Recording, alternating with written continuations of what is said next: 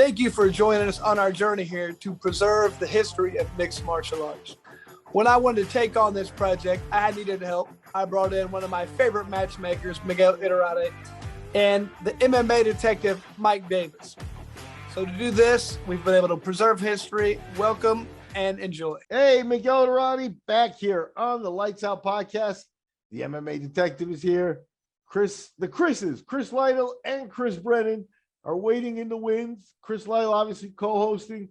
It's his podcast. Chris Brennan, part 3, Mike, with the Westside Strangler. Where are we? What do we got? All right. So in essence, you know there's going to be mayhem. If Chris Brennan's involved in something, without a question of a doubt, there's going to be some chaos. But this episode is also going to bring in elements of murder. So it's going to be this is one of those where Chris Brennan's like a magnet for finding things. And I think based on just how disciplined he is as an individual is the reason where he's on like this side of the newspaper rather than reading about himself. Because I think you add alcohol or drugs to that mix, Chris Brennan could easily be on the other side of that newspaper where we're reading about him rather than kind of talking to him. Yeah, no, I know what you're referring to because California got to be a little bit of a wild scene, almost like a dangerous scene at one point there with with just personalities and people having trouble fitting in and stuff. So Chris is going to help us fill in on some of that, and I'm very interesting to hear more on Rafael Torre and some of that stuff. Gerald Strebent. Yeah, absolutely. Ladies and gentlemen, if you guys go to betdsi.eu, up to $1,000 deposit, up to $1,000, 50% will be credited to your account by using the promo code Lights Out. Please do that. I'm also pleased to announce that Abu Dhabi Jiu-Jitsu Pro is coming to Orlando. At the time of this recording, I don't have everything set. By the time it's released, I'll be hosting it. Abu Dhabi Jiu-Jitsu Pro. Please register at Smooth Cap. If you know anybody that does jits or likes the jiu-jitsu game, please stop by, say hello. So, Miguel, without further ado, I say we get this episode rolling. Chris Brennan. Okay, welcome back, everybody. Lights Out Podcast. So you guys are killing it for us. Thank you so much. All the love you guys are giving us, like and share and subscribe. So keep doing that. Man, this is probably a first for us, but we just you can tell we can't get enough of this guy. We just keep bringing him back. Hopefully he doesn't mind as much as we just like everything he has to say. Chris Brennan, once again, how you doing, brother? Awesome, man. Thank you so much. I enjoy it for sure. Good, a lot of reminiscing. Can't seem to get this guy done. It's like, oh shit, we only got like 2 years done every time we tape. So yeah, we're on 3 right now, and I feel like we've got like 4 more. Yeah. This is gonna definitely be fun. Mike, where we leave off? Well, I've stated publicly before that if there's ever a Netflix series that needs to be done, this is it. Because there's so many twists and turns, and it country hops as well. Yeah, but you got to be careful. They might pull a Pride on them and give it a Shannon Ritch instead. They did do that.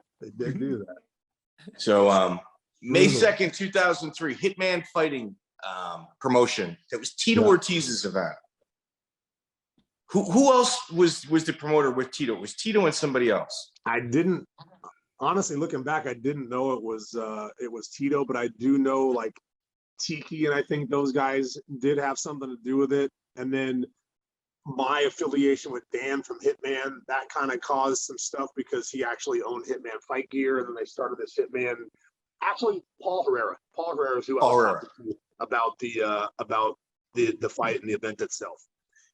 And I was confused if it was going to be a real fight or if it wasn't going to be a fight, if it was filming for a movie. Like they started changing the rules as the days came, and I only heard about it. It had only been brought up to me a short time before, week, 2 weeks.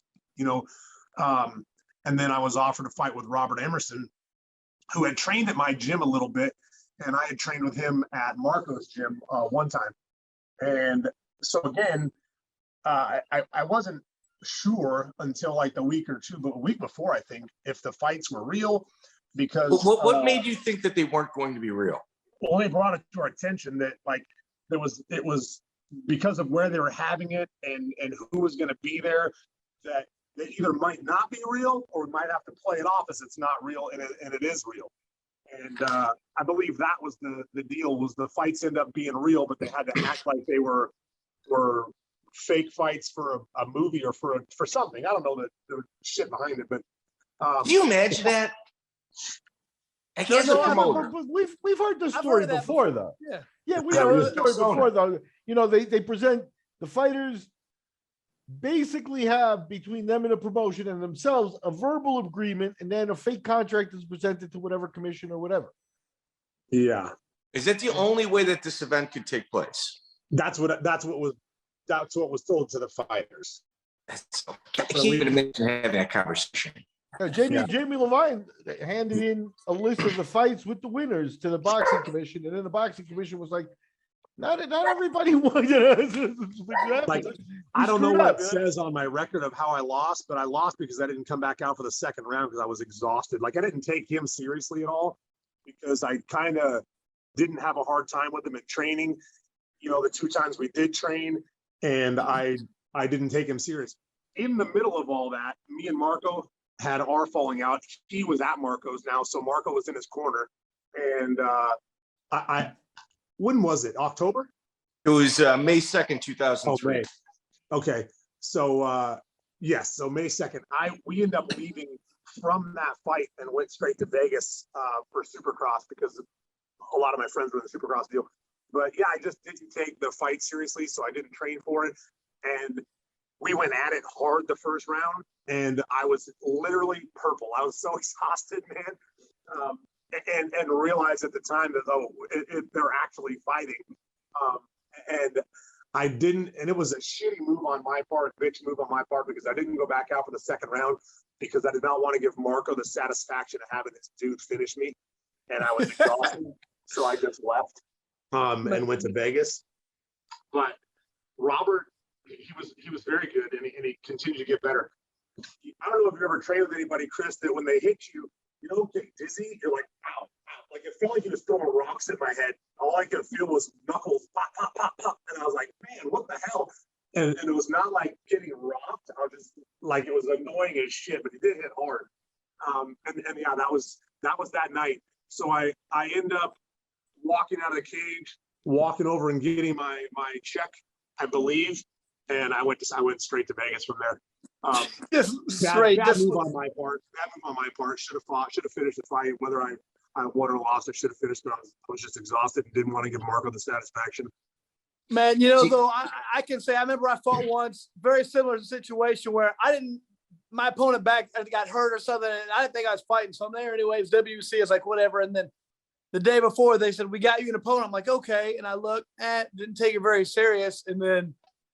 Yeah, that fight was way tougher than I thought. He got to the last round. I remember in the start of the third round, I go to there and I was like, I don't have anything left. Like, what? Like, I don't have anything left.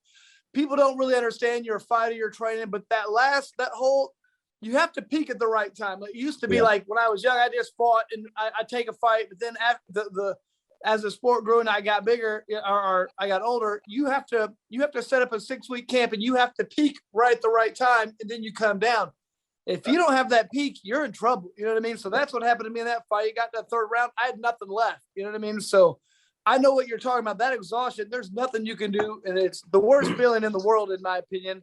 Terrible. And I mean, yeah, I get what you're saying. Like, I'm not doing that. You had 2 more rounds. There's no way you could have finished it. I mean, you could have held on maybe and got your ass beat for 2 rounds. But yeah, anybody who's ever done it says it's a bitch move, but I understand, man. You're like, I'm not letting this guy out like this. So I'm quitting. But man, that's the worst feeling in the world. Terrible. The mental preparation, the mind game that people don't understand. Once you've went to where you peak and you know how to do that, if you didn't do it that time, you're in trouble and you know it. Oh, yeah. And I get it, man. That's weird. Emerson too. Emerson, the thing is he's a guy whose entire career is underestimated too. Yeah. You know, and I'm not saying you did that, but like I'm looking at the record.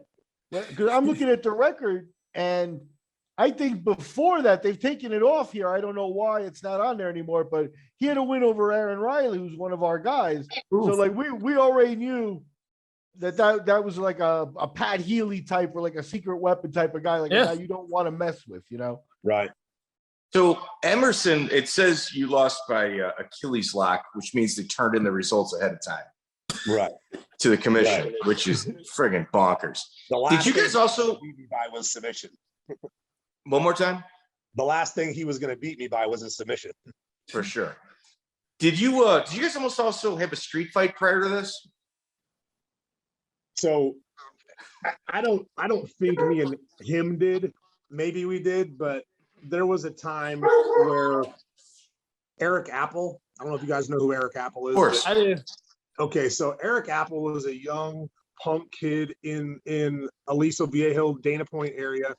And me and my buddy Jeremy would, we hung out down there and knew who they were. They ran with a whole group of guys. Robert, there's a bunch of them. They call themselves the Lords. Well, me and my brothers were at the beach one day, and it was 4 of us. And my brothers are young, like 11, 12, 14. Oh, And I had just fought in the UFC against Pat.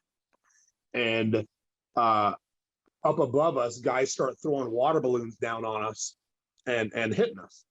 I told them knock it off, and they kept doing it. And then I realized who it was.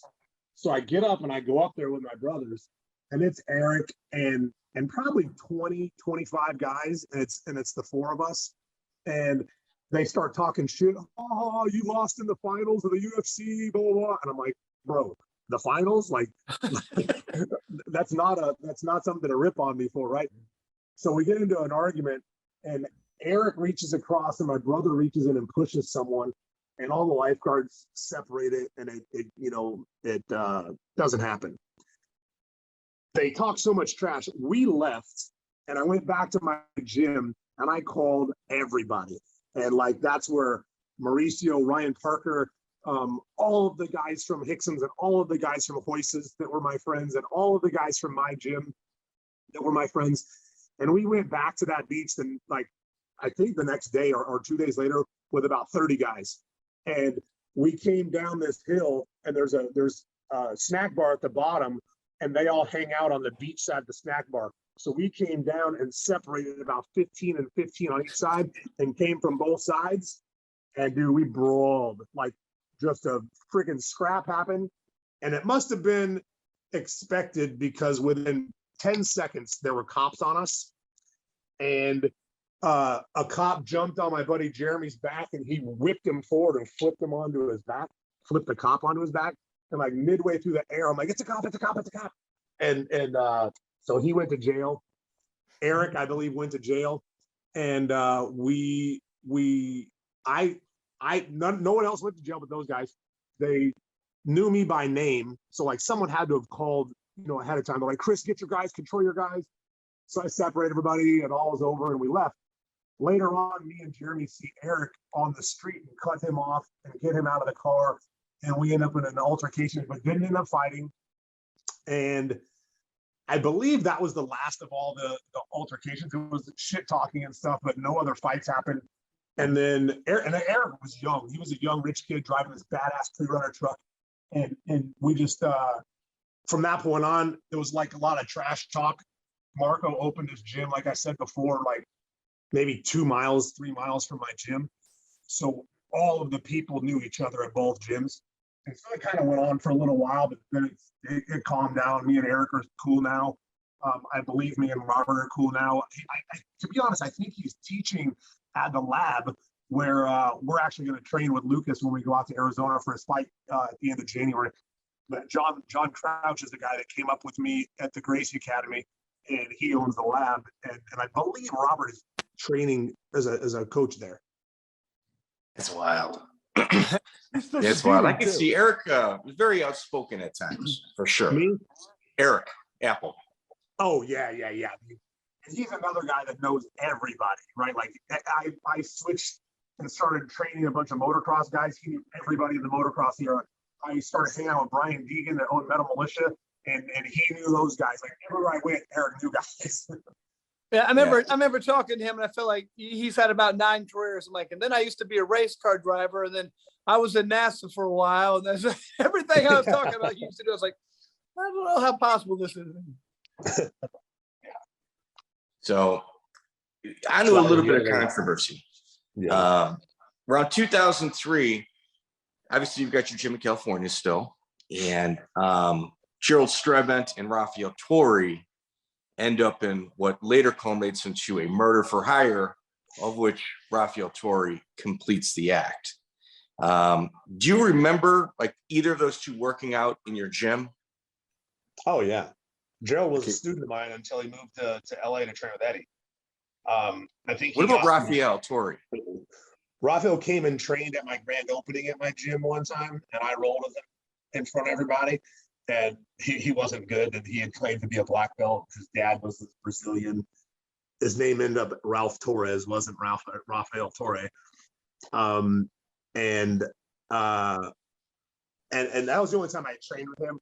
I knew him through Gerald, the announcer at KOTC, and he tried to affiliate himself with me. He tried to tell people that he was affiliated with me, and he was not. And so we had that conversation. But the whole thing that came about between those two, that's a crazy, crazy story. Crazy. Well, they're related. Am I correct? They are. Okay. Cousins. I was an uncle or a cousin. So what do you recall about the Torre situation with the affair and things of that nature? Do you remember any of that? Oh, very well. Let me see if I can give you one thing about Rafael I'd like to know. It's like guys like yourself, like once you're on the mat, how am I going to fool you? You know what I mean? It's like I'm not fooling Chris Lytle if I get on the mat with him. It's going to be about 3 seconds. How did this guy retain credibility? He didn't train. He didn't train with very many people. Did he ask you to keep it quiet? Like, don't tell people I suck. Like, literally, like that. Before we rolled, like there was a lot of people there. It was a grand opening of my gym. There was a lot of people there. All the guys from Millennia were there, you know. And we're in the cage, and he goes, "Hey, just go easy, you know, just go easy." And I was like, "What do you mean? Let's just roll." And he goes, "Okay." He goes, "But I'll just go easy." So I was like, "All right." And yeah. Thank God he went easy on you. He might have been a blue belt.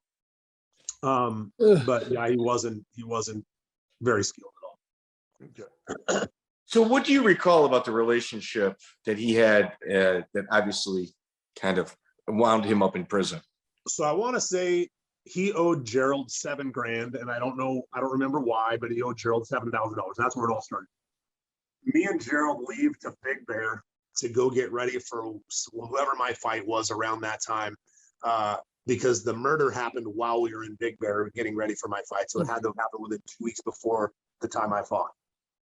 So we're in Big Bear and we're sitting down to eat dinner, and Gerald didn't have a phone, and my phone rings and it's Rafael. He asks for Gerald. So I give it to Gerald. And sorry. Let's back up. A week before that, before we left, Rafael offers Gerald $10,000 to kill this guy who has $1 million life insurance policy because he's hooking up with this guy's wife. And Gerald tells me that. He tells me that, and I was like, because Gerald was a sniper in the Marine Corps, and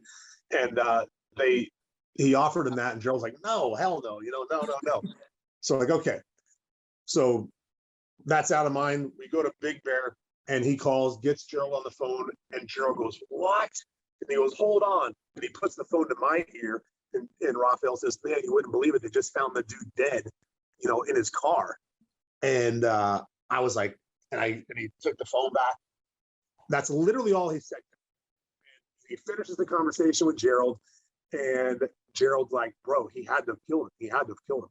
He goes, they didn't just find him dead in his car. And so we finish my camp, do the fight, come back. Gerald goes and sees him, finds out that he did kill him. And he gets away with it. It's a couple years, maybe 3, but at least 2 years go by. And I could be wrong on the time, but I believe it's at least that long. But he gets away with it. And Gerald hits up Rafael and says, "Hey, I want my $7 grand." And he says, "I don't have it." He goes, "If you don't pay me by the end of the week, I'm going to tell on you. I'm going to turn you in." I mean, at that point, dude, I robbed the bank to get the $7 grand, but he didn't give him the $7 grand. And Gerald tells on him. So sure enough, he gets arrested. He had driven around for 2 days with the guy in the car after he killed him. He talked him into training with him, and then he choked him until he was dead. And then, yeah, and then drove around with him in his car for a couple of days and then left. So since he wasn't technically very good, it took him 35 minutes to kill the guy with a choke. Did it really? It's a bad joke. It's a bad joke. But did it? Is that No. true? No, I'm just kidding. Oh, God. Anyway, so It's an the unbelievable guy's story. dead. I'm sorry. He gets away with it. I'm mind blown. He's a piece of shit. Whatever. So was he back at your gym after this or no? No, Gerald was, yes. Rafael, no. He So- only so come to let- my gym once or twice. So all the time you said that it was 2 years and that he was like literally free. That was the time where he was like on his rise as an MMA journalist, reporter kind of thing, and working for the Abu Dhabi Combat Club and Correct. that sort of stuff. Correct. Okay. Fascinating. How'd you feel? Like, again, he competed in Abu Dhabi 98. This Rafael goes did? yes. In the first Abu Dhabi tournament, he actually competed over there. Did he As win? ridiculous as that sounds. No, No way he he got trounced the first round, but I mean, they had a few ham and eggers the first year, but Yeah. he got in. So I mean, that's stunning to me. Yeah. So obviously, I'm not going to say anything. If you kill somebody, I'm going to help. Oh, you don't even know. Right? Like, yeah. I mean, but I don't know if he did or didn't, but Gerald's No. pretty sure he did, but I'm like, yeah. So then Gerald turns him in, he gets arrested, he goes to jail. Well, I end up getting called because it was said on my phone, and it was said to me once. Gerald told them that just so he would have another witness. Well, court finally comes around, and me and Eddie and Joe Rogan sit in a room for days waiting for our time to go on the stand, and we got subpoenaed to be on the stand and have to testify. Why would So- they get subpoenaed? Gerald was friends with them, so he had to have said that. He had to have told them as well. So all three of us sat in a room waiting to get put on the stand. It was a hilarious room, like for days at a time. We're in there for hours, and it was funny. But they finally called me to the stand, man, and I'm like, yes. He called and said, "You wouldn't believe it, but they found the guy dead." And they said, "And you heard that?" And I said, "Yes." And they said, "What else do you hear?" I'm like, "That's all I heard." And they said, "And then what did Gerald tell you?" I was like, "Gerald said he killed him. Gerald said that Rafael killed him, but I don't know that he did. And I don't know that Gerald knows that he did. Only Rafael, Gerald said that Rafael told him he did." Yeah. So he ends up getting convicted, gets life or whatever in prison, and goes away. Years later, Gerald gets in a car accident and gets out of the car, gets an altercation, shoots and kills the guy. Okay, Gerald can talk his way out of anything. He gets arrested, goes to jail. Someone, well, hold on. You gotta hit mute, Chris. It's not me. Okay. No. It's me. Oh, Go ahead. he gets arrested, goes to jail, serves a few years, and has a retrial, has something happen, and ends up getting released from jail. Has his attorney or whatever the case was. I don't know what the facts were, but he ends up getting released from jail. Short time after he gets released from jail, he opens a gym, or he's at a gym teaching, and supposedly smacked a girl on the butt or something that was a minor. He's back in jail. And I don't know the details. I believe I spoke to him once right after the Rampage or right after the Antonio McKee said he was going to kill me podcast, and had a conversation with him for a second. And that was the first time I talked to him in 15 years. And he said he didn't do it, and that's why he's back out again. So he got released again after getting convicted. And Got it reversed. now he's out doing his thing. So I don't know what the facts are about either of those cases. I believe he had said that the guy in the car accident reached into Gerald's car to get Gerald's gun, and then Gerald took his gun and shot him. So I don't know how it all played out. I hadn't talked to him in years and years before that. Yeah, he called after, the guy that hooked us up, Ryan Garrity. Right. And in essence, first and foremost, man, police overreach is horrible. It is. I mean, it's just undercharging is just as bad as overcharging. Like, we've got people that have shot other people on the street here in Chicago on house arrest. Like, both of them are bad. And the way Gerald broke it down to me, and I don't know, I didn't read any court papers. He's not sent me anything. It sounded from his side, his point of view, that it was an overreach, and for it to get overturned by the state's Supreme Court, that costs a shitload of money. That guy, like you said, he can talk his way out of a lot of situations. Yeah. To be freed from prison due to an overruling by the Supreme Court, he's got two options: go in, head in, and fight it, or wait for the statute of limitations to come up. And if this, he'd be to let the statute of limitations kind of expire before he pursues it. It's but it's a shame. Either way, it's a shame. Yeah. Yeah, it's not easy. You know how much of a small world it is? Rafael Torre lost to Bo Hirschberger in Abu Dhabi, Chris. Oh, really? I think Chris's first official MMA Chris fight Lytle. Lytle's was Bo Hirschberger. Yeah, that's not my first fight, but that was the first one on record now. Yeah. Why are you guys in the same weight class? Those We are big weren't. boys. He's a lot bigger than me. It was Yeah. back in 1999, and there was no real rules back then. For some reason, there was a neutral ground fight in Muncie, Indiana. I don't know how it happened. So I remember Jason Gatsby got a hold of me. He goes, "You're fighting a guy named Bo Hirschberger. He beat Olag in Abu Dhabi. You'll beat him." I was like, "All right, I trusted Jason, so I beat him too. So it worked out. I don't know." Oh, nice. So Chris Brennan, when Rafael Torre is jumping from social scene to social scene, because like that guy, in essence, like whatever cool crowd in MMA or jiu-jitsu there was, he was kind of ushered in as one of the guys. Did you ever did it ever surprise you to kind of see how accepted he was by legitimate people within the industry? I mean, it was funny. We laughed a lot at my gym about it because the guy was like illegitimate at everything. And he had everyone convinced. He had everyone convinced that he was the guy. And it was hilarious. There are a lot of people like that, man. There are a lot of people like that. Well, on your social media, okay, on our podcast, some of the things that I've read on your social media are kind of echoed here, because like right around this time, the most hilarious thing that you could run into was an American person that maybe has got 2 months of jiu-jitsu practice, and all of a sudden they're having trouble with the English language because, jiu-jitsu has just warped their minds so much that, they think that they're from Brazil. And, Rafael Torre kind of like took this to almost an extreme that many people just couldn't fathom. We said he was from Brazil, but he wasn't. He told everyone he was from Brazil. It's like Puerto Rican or something, right? Yeah, I don't even know. His name was Ralph Torres.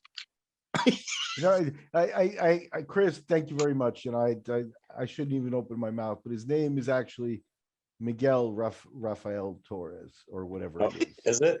It's Miguel is his real first name. Yeah, it's unfortunate. I wouldn't have claimed He changed his name him. once he went to prison. After he got It's out convicted and went to there. jail, he changed his name because that's what's important.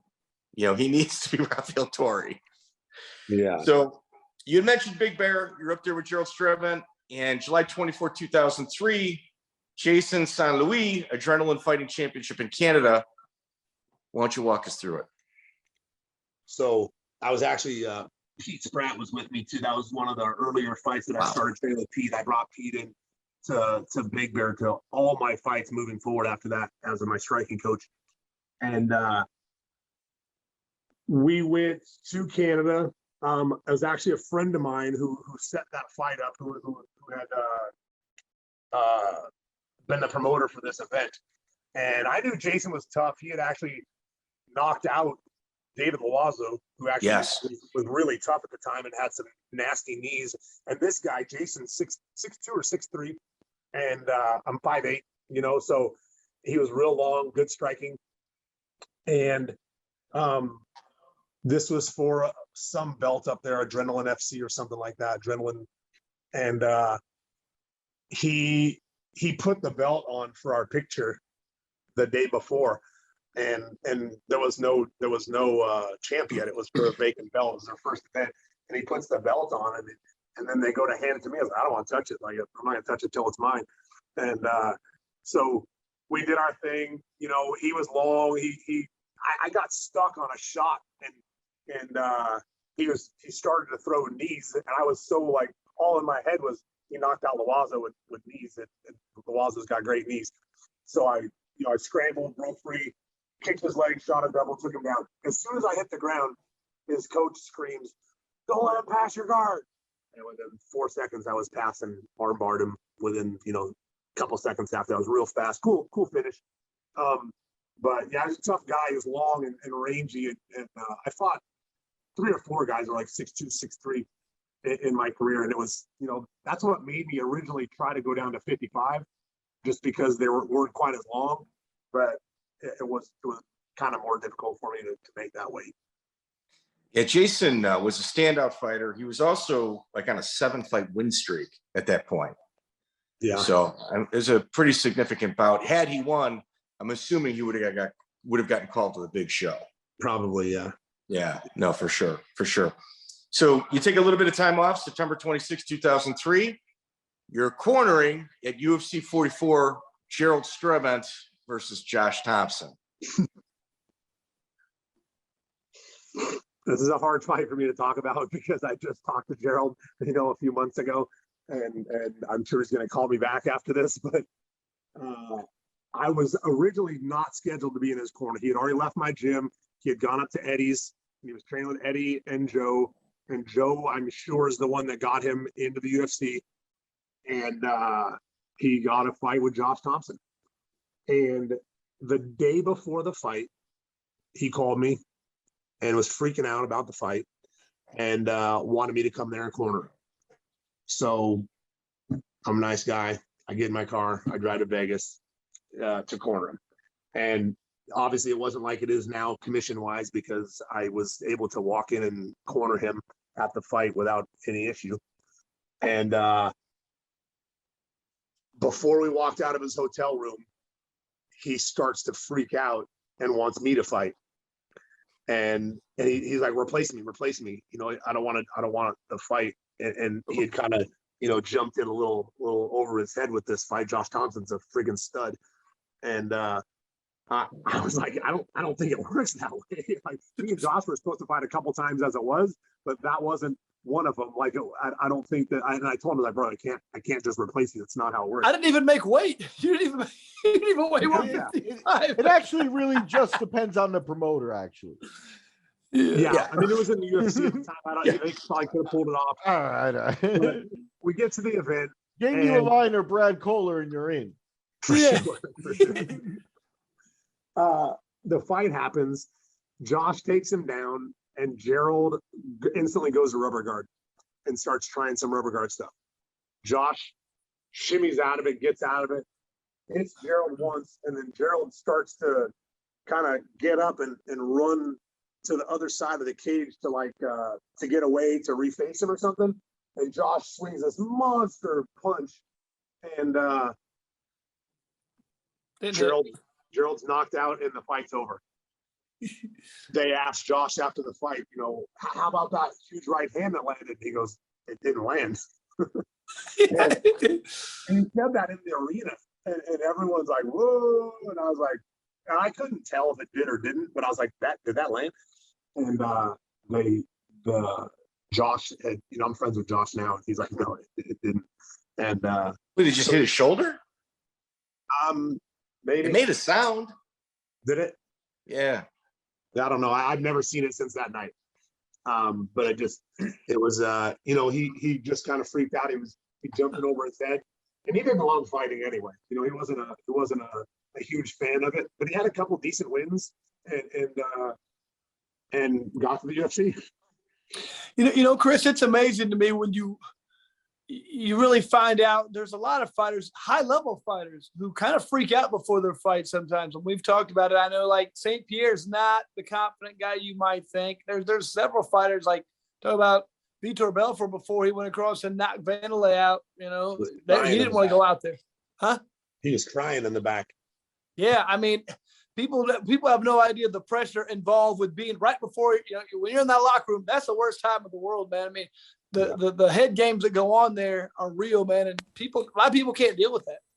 It's hard to not think of all the different ways you can lose instead of all the different ways you can win. There's a lot of battling that goes on before the fight. I was telling you guys on the first show, I think, and I was throwing up before they announced my name to Antonio McKee.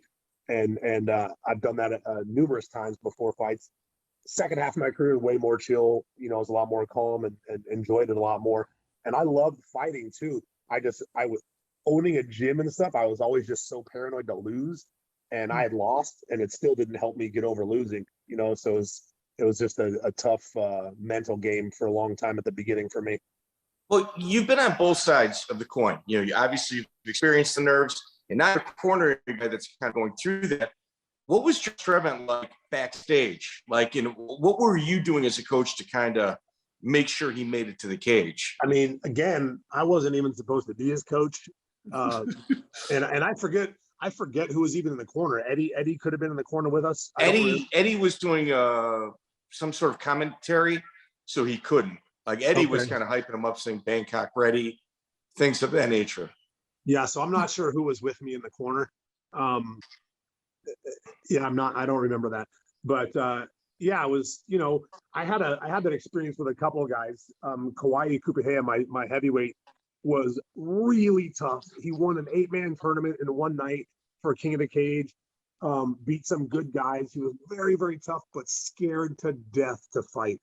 And I would have to convince him 5 seconds before when I'm hanging over the top of the cage that he was going to be okay, and then he would go in and kill somebody, or he'd lose. But he was very, very good and just had zero confidence. And Gerald was the same. He didn't want to fight. He just wanted to be a fighter, and he was tough. He actually, I'd seen him get in some wars before, he had taken it before too. So I was like, I don't know, and again, he was a sniper. So he had gone through all that stuff in the Marines. I figured he'd be, mentally better, but fighting, it's different.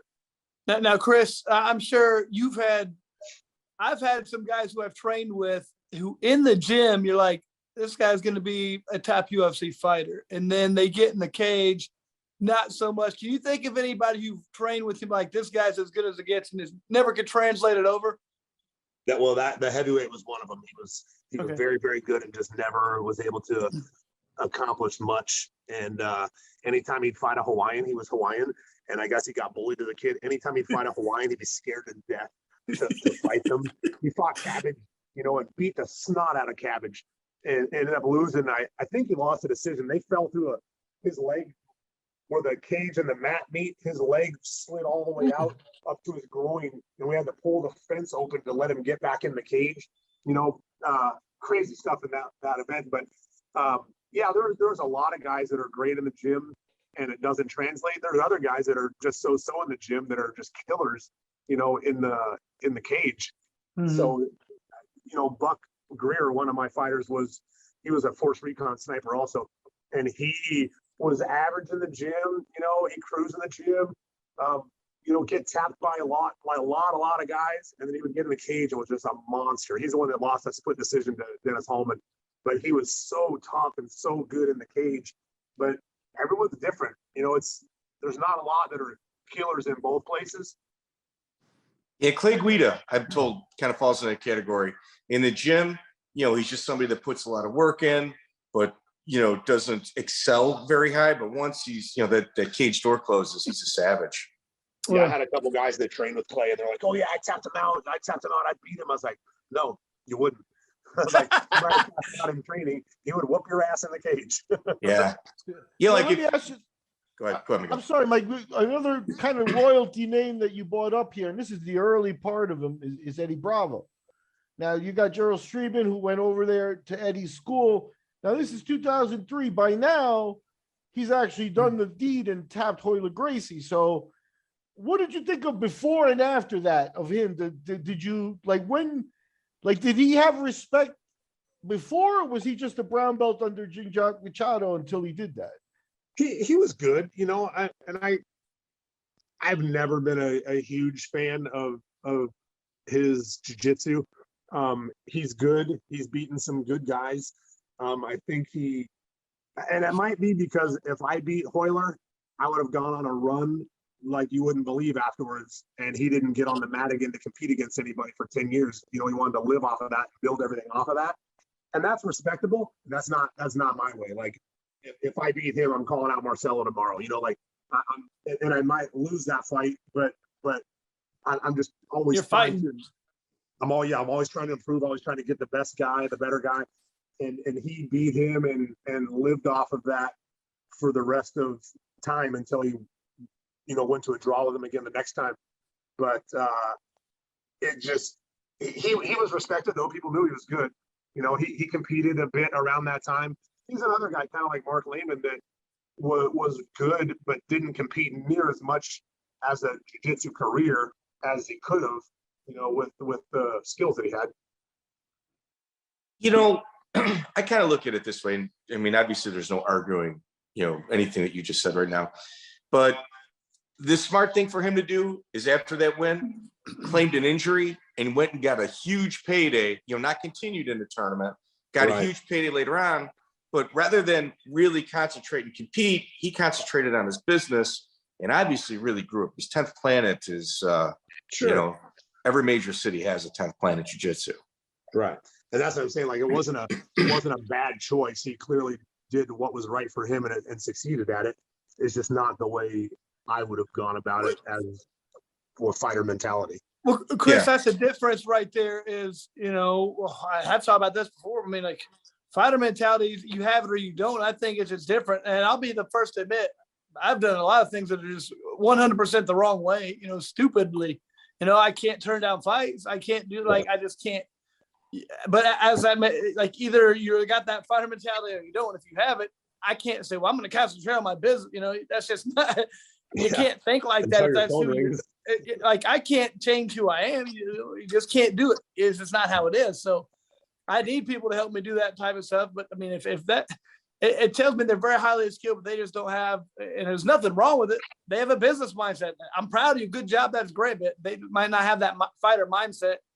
Right. And you just got to understand the difference. You know what I mean? So it's funny. A lot of people like to pretend to be the fighters and they're not, and vice versa. You get a lot of, like, you know, Oscar De La Hoya, he's got these business. I'm like, he doesn't run those businesses. He's a good fighter, not a great business guy. Say whatever he will, but you can't be good at everything, man. And don't try and confuse the two. We talked about me challenging Eddie on the first one, right? Or the second one of those two? I think so. Mike? No, we didn't. I don't recall he beat that. Royler the second time? No, I don't think recall so. that. No, we would have mentioned that. So when he went to the draw with Royler the second time, right away. So first of all, rewind. 1997, I took the gi off. I never put the gi back on. I opened a gym in 1998, all no-gi jiu-jitsu.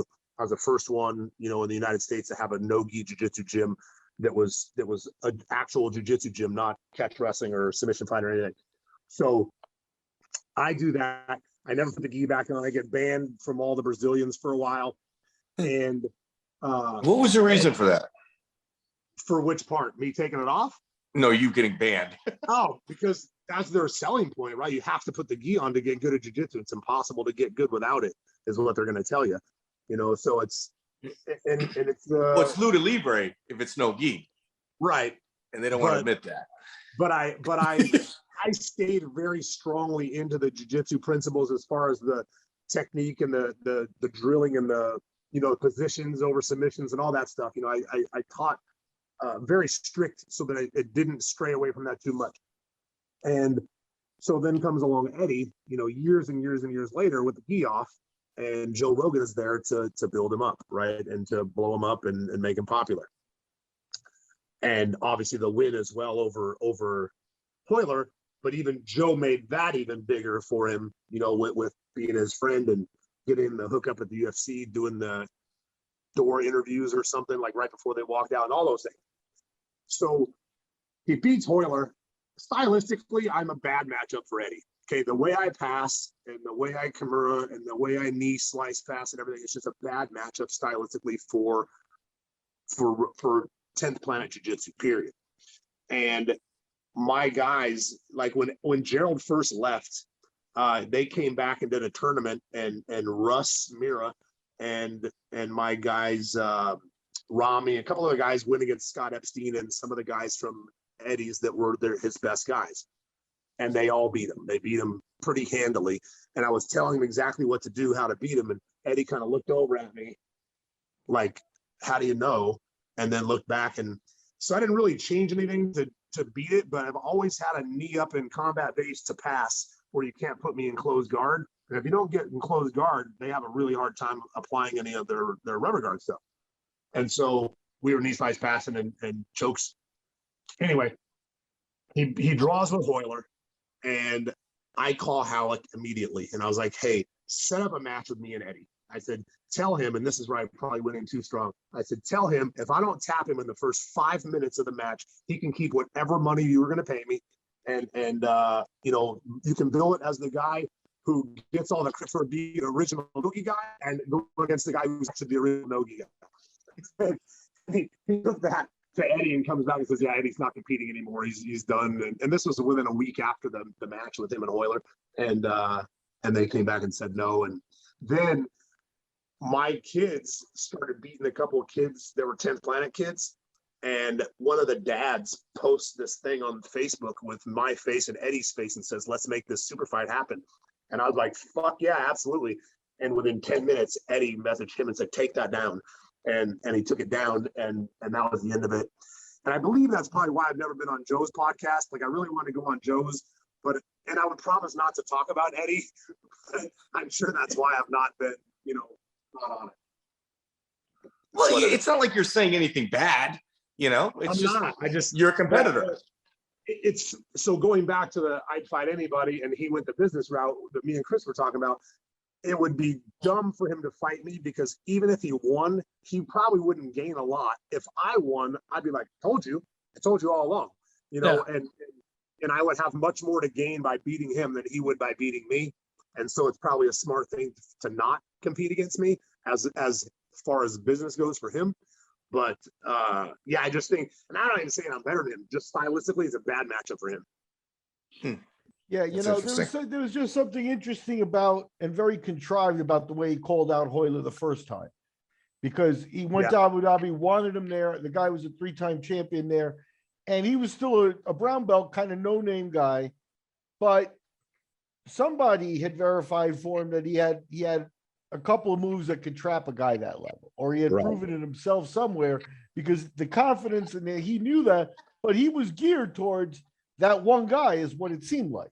Yeah, And he had been beating guys at local tournaments, and I believe he won a tournament in Arizona against Gustavo Dantes. Was that not at ADCC, right? I think it was in the qualifier. Okay, yeah, the qualifier. He beat him, and so everyone knew he was good, right? But I knew he did have his mind set on getting that match with Hoyler, because then he had Leo next, and Leo just ran him over.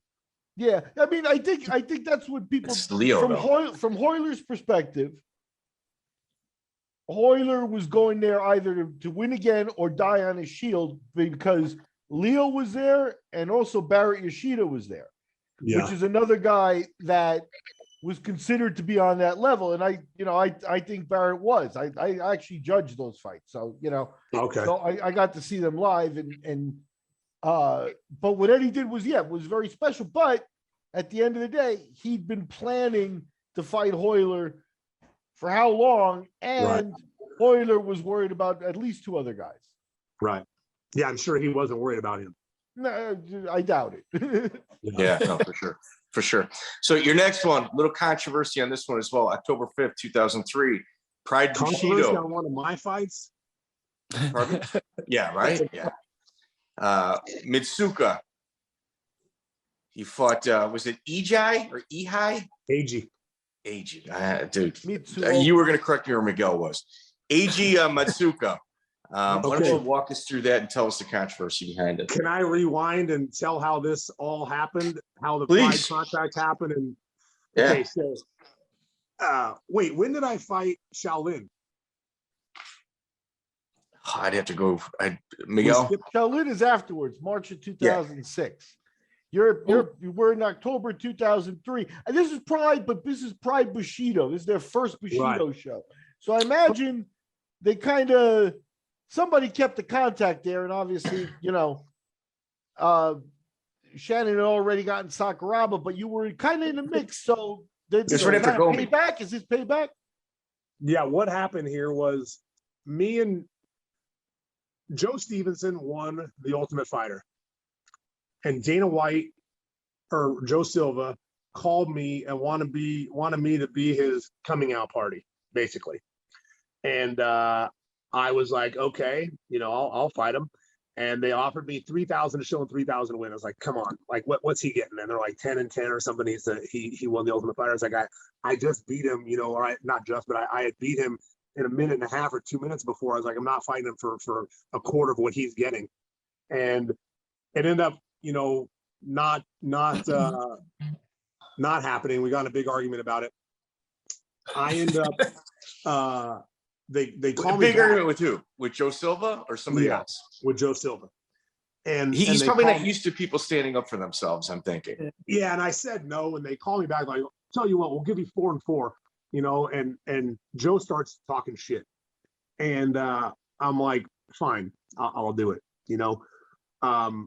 Something happens, and they never send me my contract, and I'm waiting for it, and a month goes by, and I sign to fight in the another event. I forget what it was, but they were paying me $20,000 flat, and it was 35 days before the UFC.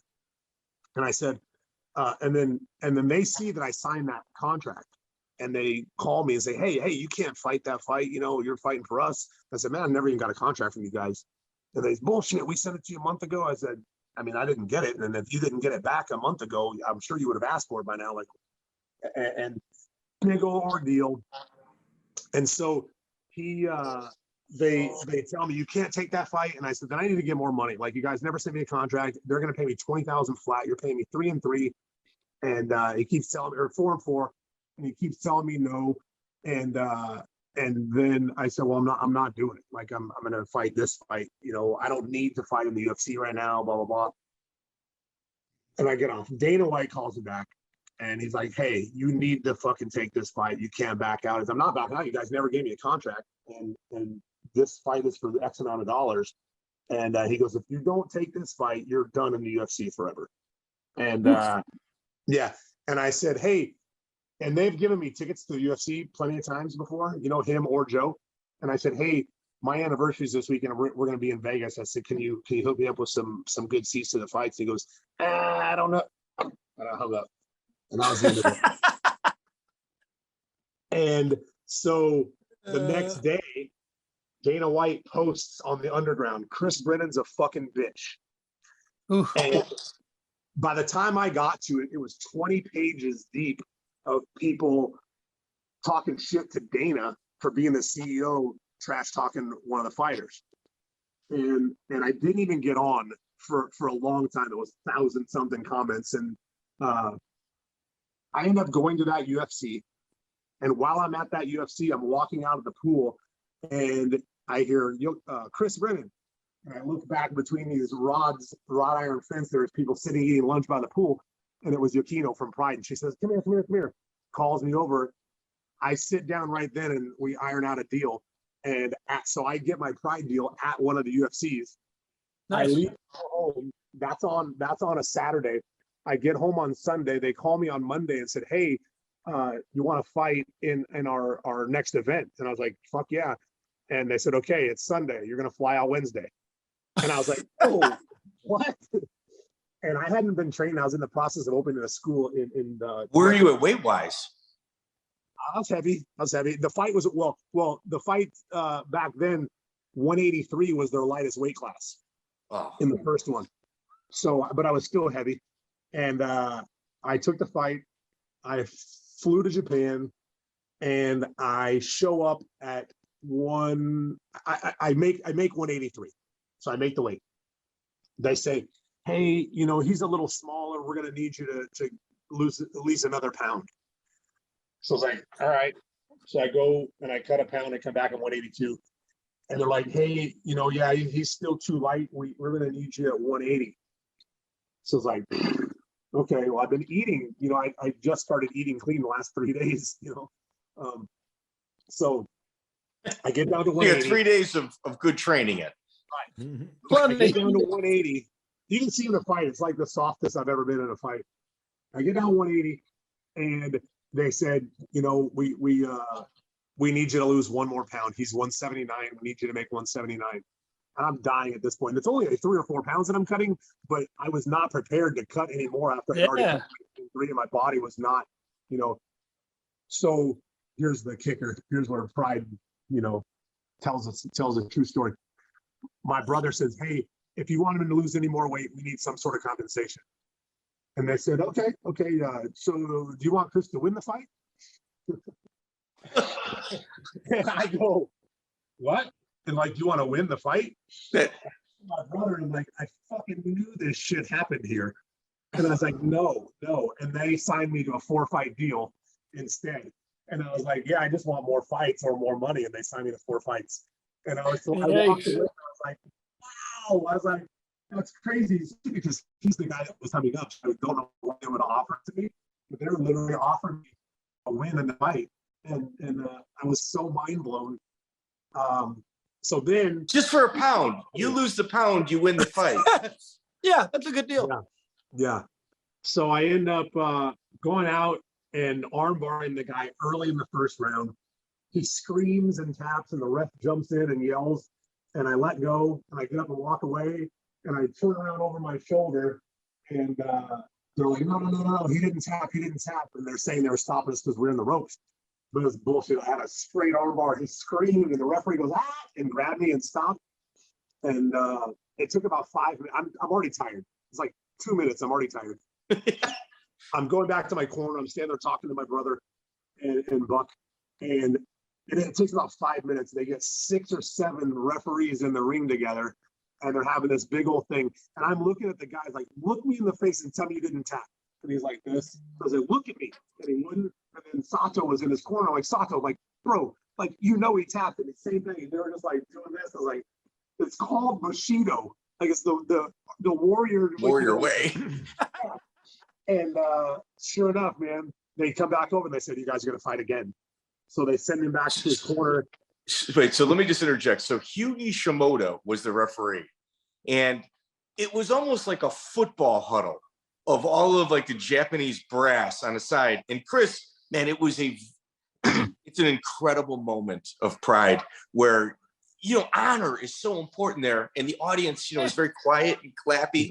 And the referee just football huddle when they come out and you're sitting here going, oh, no. Never mind what they said. What do you say? It's pretty awesome, man.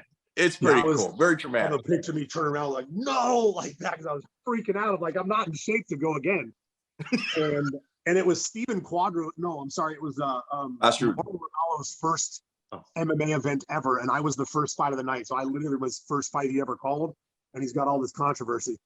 And so they restart us. I'm glad they did because the second half of the fight was way more exciting. I hit some of my Kimura home base stuff that I mastered later, but was the finish was really good.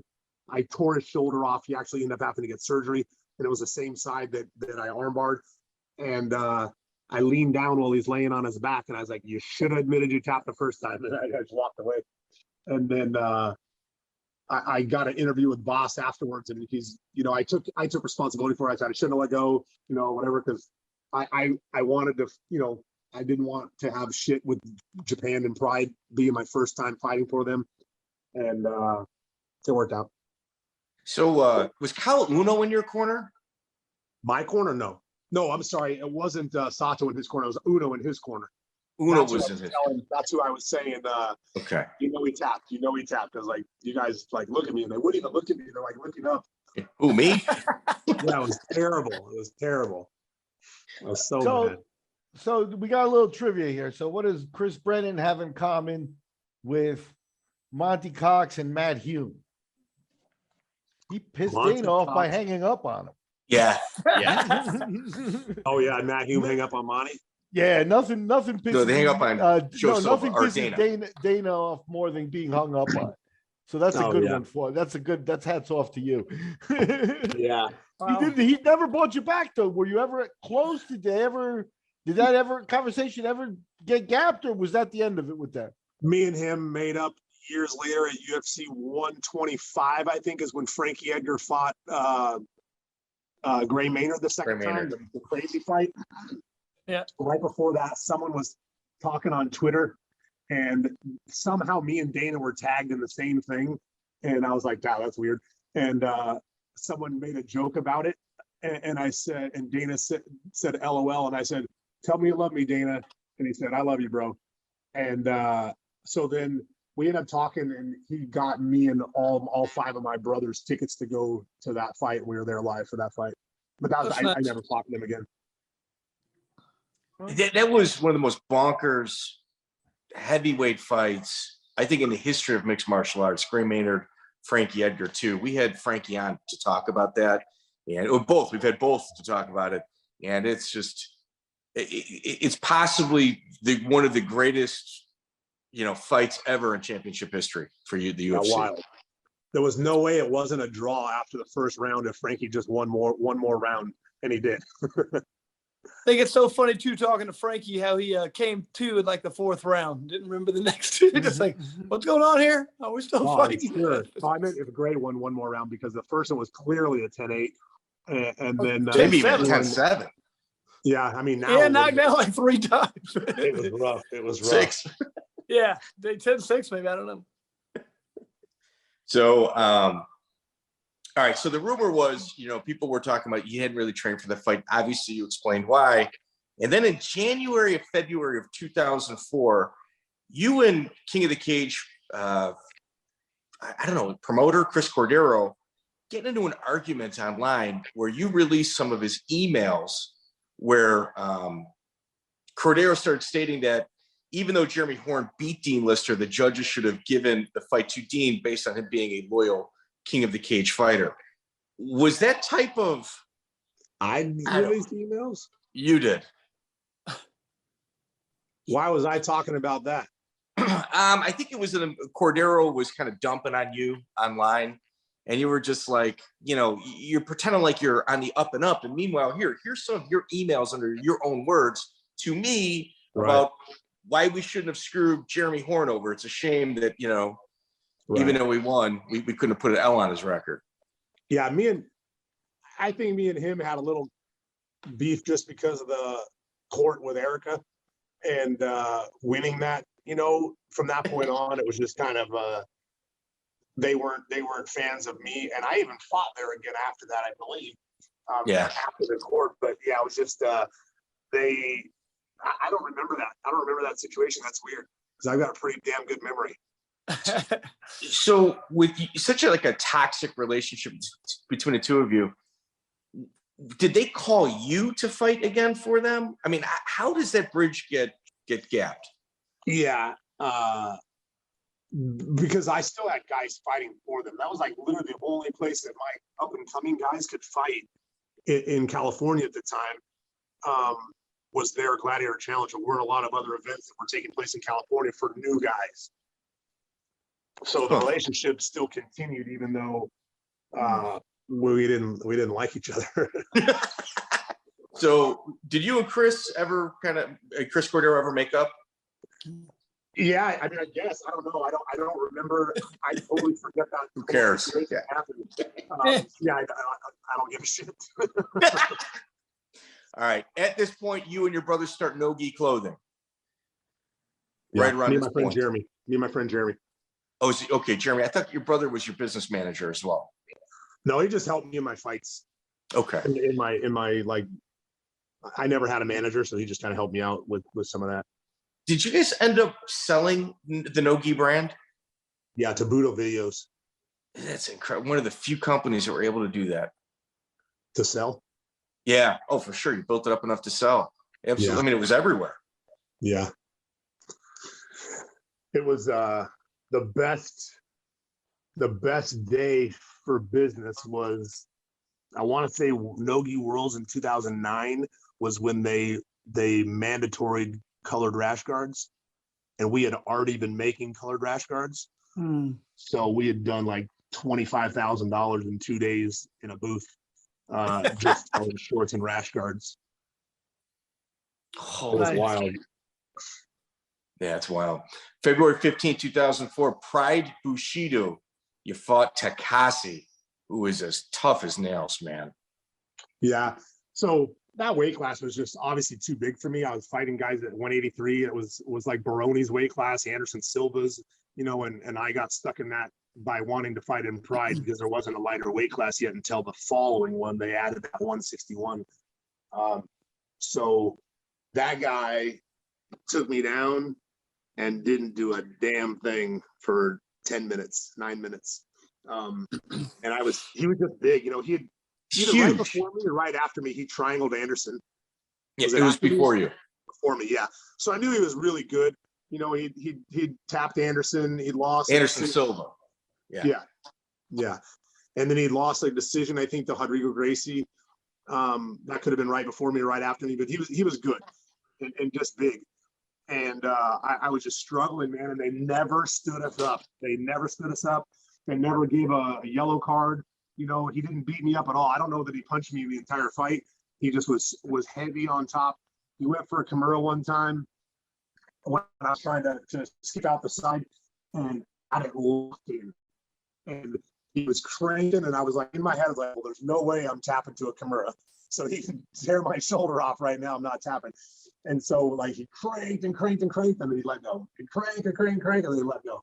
And he switched to the same triangle he had Anderson in from top side. He kept trying it, and it was tight. And then I got out and then just re-guarded him and you know, tried to attack. But he was really, I don't know.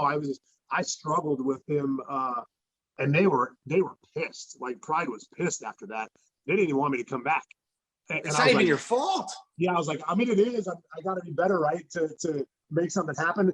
And back then, man, looking back, it sucks because getting up wasn't even in someone's game plan. You know, fighting to get back to your feet wasn't in the game plan nearly like it is now. Like, now it's something we spend all day on the wall, getting up, you know, getting on the neck while you're getting up. But for me, I was such a jiu-jitsu guy. I was like, I got to tap him from my back, you know, and I'm trying to set shit up from my back. It was just dumb game plan and lost a boring ass decision.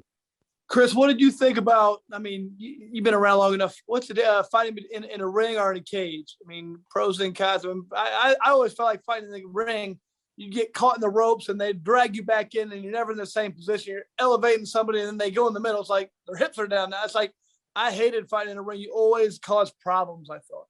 Yeah, the only thing I thought was a plus for the ring was you had to, if you wanted to wrestle, you had to wrestle. You had to wrestle in the middle of the ring or in the corner, but you couldn't use the cage for takedowns. And I thought it took a lot more skill to get your takedowns in the ring than it did to get them in the cage. Other than that, I always prefer the cage. You know, I prefer the cage. None of the extra BS happened with the ropes where you're, you know, wrapped on a rope, your legs on a rope, your head's going out the bottom of the rope. You know, it just, there was all sorts of drama with the ropes in MMA fights. But yeah, I thought takedown wise, it was more difficult in a ring. So I kind of liked that part of it. People had to wrestle a little bit, like have a little more wrestling to get the takedowns than in a cage. That's all. Otherwise, I prefer the cage for sure. So Pete Spratt was in your corner. The surprising thing, like for myself at this point, is Pete has surrounded himself with just master grapplers. Yourself, Eve Edwards, in my opinion, falls into that category as well. He just never was able to take to jiu-jitsu for some reason. So he was not interested in learning jiu-jitsu from me. He would teach me striking. He was a phenomenal striking coach and was great helping me.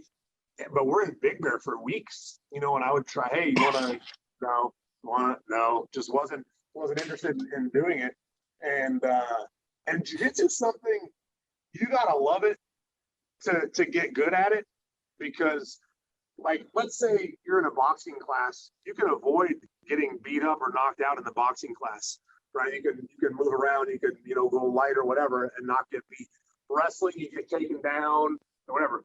Jiu-jitsu, you got to submit to the guy every time you lose. If you get choked, you have to tap to the guy. If you get armbar, you have to tap to the guy. And you basically have to quit over and over and over in jiu-jitsu. And I think it's just mentally hard for a lot of people to enjoy that and get through the process of being the nail to becoming the hammer. And that's why I think a lot of people don't get, like, especially strikers that switch to jiu-jitsu or start adding jiu-jitsu, don't enjoy the losing process. No one enjoys the losing process, but don't enjoy going through that process to get to that much higher level on the ground. And I don't, you know, I love Pete. He's a great friend and a phenomenal striker and fighter, but he wasn't. I mean, I think he's better right now on the ground than he was throughout his entire career, because he's at a jiu-jitsu school and actually has done, you know, a lot of jiu-jitsu in the last however long. But Where's he at? San Antonio at Rodrigo Pinero's. Okay. They have a gym together. Chris, have you noticed a lot of guys? I don't know if it's like this mentally thing of the ego, but it's like a lot of people just want to do really, if they really excel at something, that's what they want to keep doing. I mean, it's like, I'm not going to work on the ground, or vice versa. You got ground guys like, I don't want to work on my feet, because they're at such a high level on the ground. It's embarrassing for them to be on their feet and they're not good. You know what I mean? So I've noticed 100%. A lot of people like that, whatever they're great at, that's what they work on even more. I'm like, you need to work on your weaknesses, bro. But I mean, a lot of people don't like it. They don't see it the same way. For sure. There's like, it's hard, you know, for a lot of people, it's hard, I think, mentally to work on their weaknesses. Yeah. My kid, for example, is in our sparring on Sunday morning.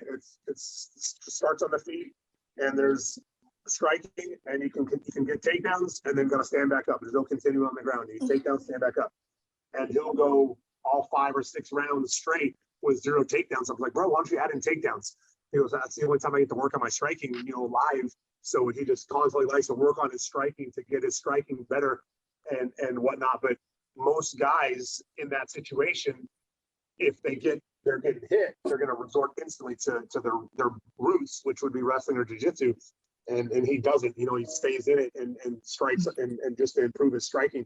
And that's one of the things I love about him. But most people, you know, especially nowadays, really just want to, you know, focus on the thing that they're good at instead of improving the things that they are not as good at. And that's going to hinder a lot of people. For sure. Miguel, May 28, 2005, Abu Dhabi Combat Club is at Long Beach Poly. Would you like to tell everybody who Chris's first round opponent is? Yes. It's the student.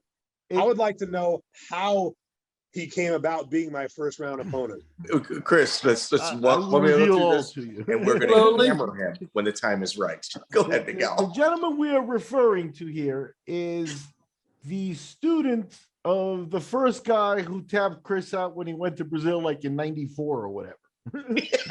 Just a little tidbit. We're talking about Marcelo Garcia. So the Michael Jordan of jiu-jitsu. And by now he's there already, right? So, I mean, the problem is that at this point in 2005, the Abu Dhabis are about as big as they were going to get. You know, they had pulled off the Brazil show. Doing it in the United States, doing it in California wasn't easy to pull off and stuff like that. But they legitimately had more applicants than they ever had. And one of the disadvantages to being a Californian is that Chris if I'm not mistaken, they probably didn't invite him. He wasn't one of the first 16. You keep a couple of these guys as a wild card, so that when someone else drops out, you got a California guy who fills in, etc. We knew he had a good resume. Now, I don't decide everything, but I am usually the funnel for Americans and people to the rest, to Guy Nevins and to the rest of the decision makers. And then it's all by vote. So at the end of the day, Chris gets in. He's probably doing us a favor coming in late.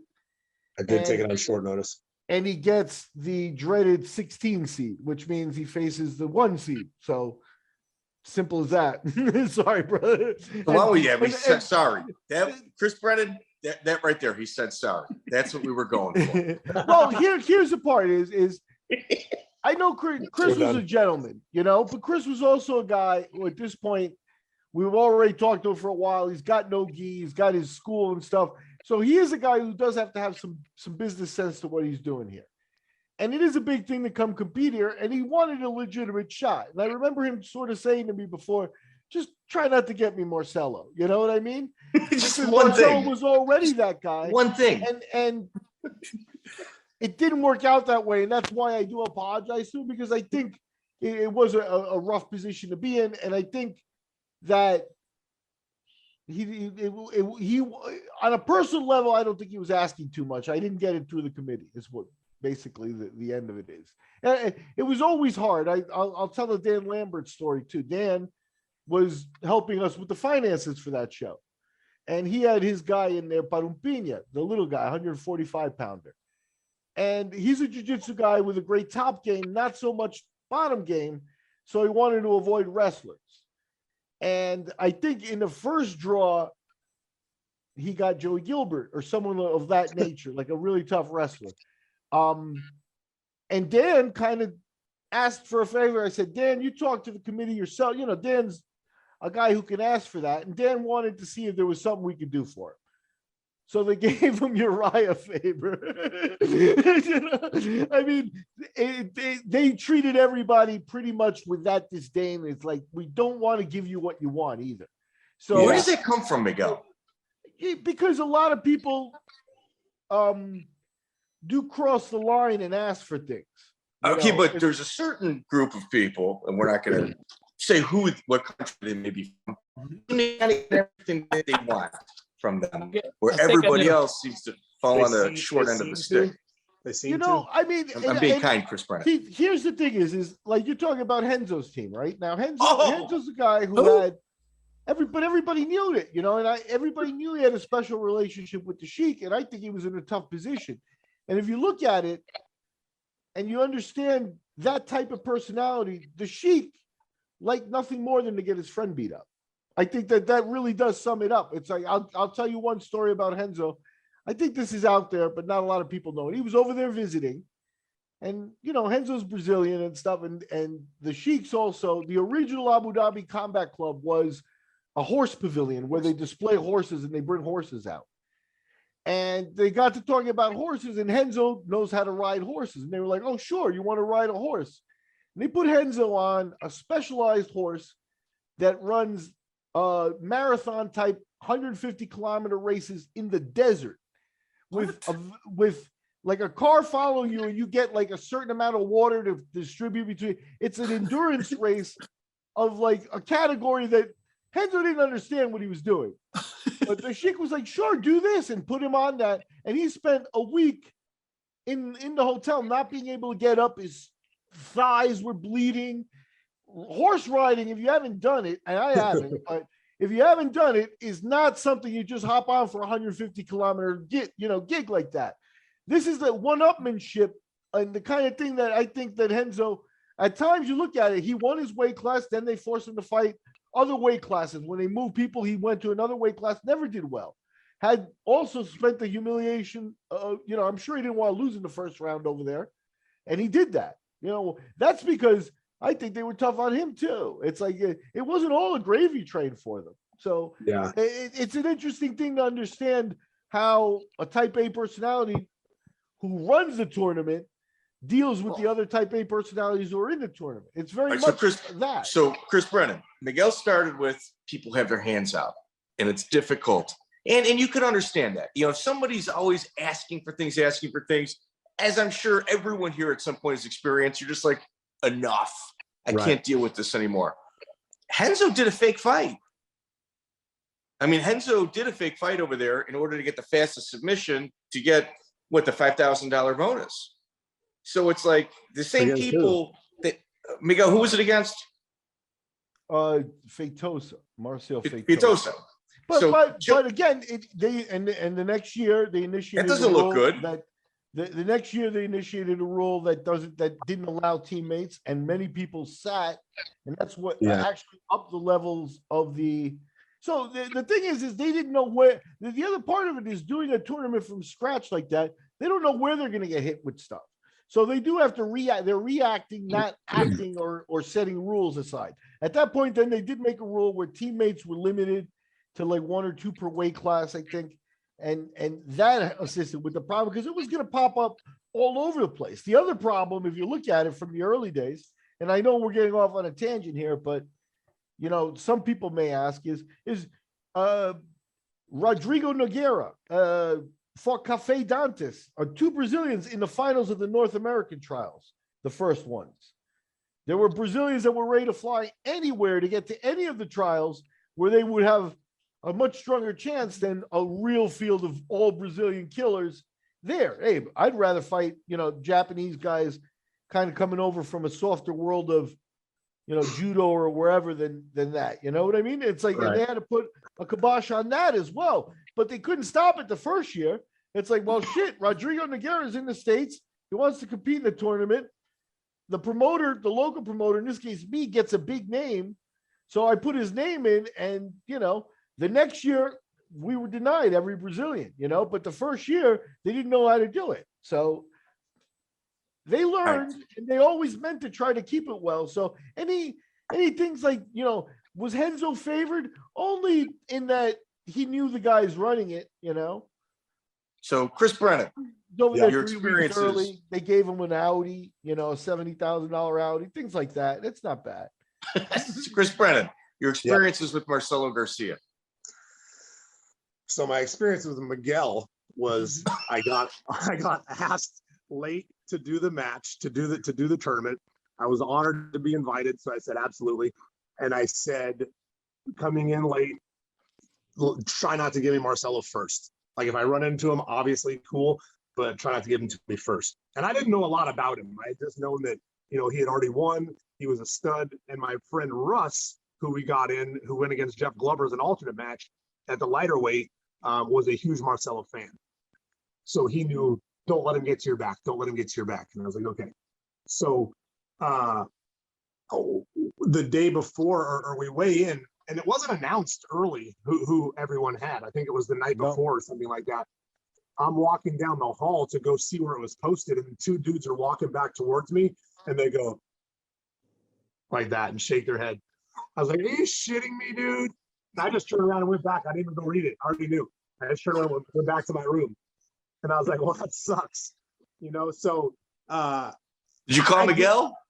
No, I don't think so. I did. You got crank call him. Yeah. I did, you know, the best I could. At the time I was fighting, you know, a lot and not competing in jiu-jitsu. And after that match, I didn't do another jiu-jitsu match for 8 years. And but like Leo Vieira was my buddy from Brazil. And I was like, hey, you know, his guard's awesome. You know, what do you think if I sit and play guard? Yeah, good idea. He goes, his top's very heavy too. And I was like, so I'm like, what arm does the arm drag? And he said, I think it's this one. I think it's the right arm. So I go out my right arm tucked, and I'm kind of posting on my left. He yanks my left arm, and I pull it back, and he yanks my right. And as he arm drags my right, I threw my leg up so that he couldn't get behind me, and ended up just pulling guard off his arm drag so that he couldn't get behind me, because that's all I was concerned with.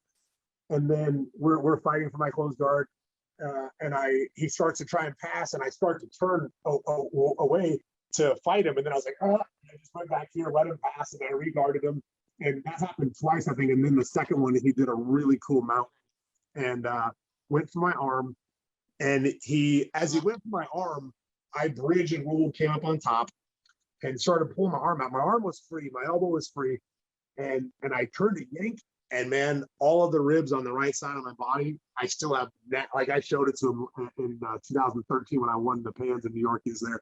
But I still have like the nastiest 3 ribs together sticking out. And it tore away 3 ribs from the cartilage wall. And it was loud. And he let go right away. He felt it on his leg and he heard it. And I just fell back, and, you know, that was the end of it for me. And I think it was close to 5 minutes, like four some. But it was an okay match, to be honest, until until that happened. And it would have been cool to get my arm out just to be on top and see how that went. But yeah, he went on a run that day, boy. He beat a handful of great guys. And Studs. then the next day, and you know, I got to sit and watch him in the stands the rest of the time. But it was cool. He was a stud.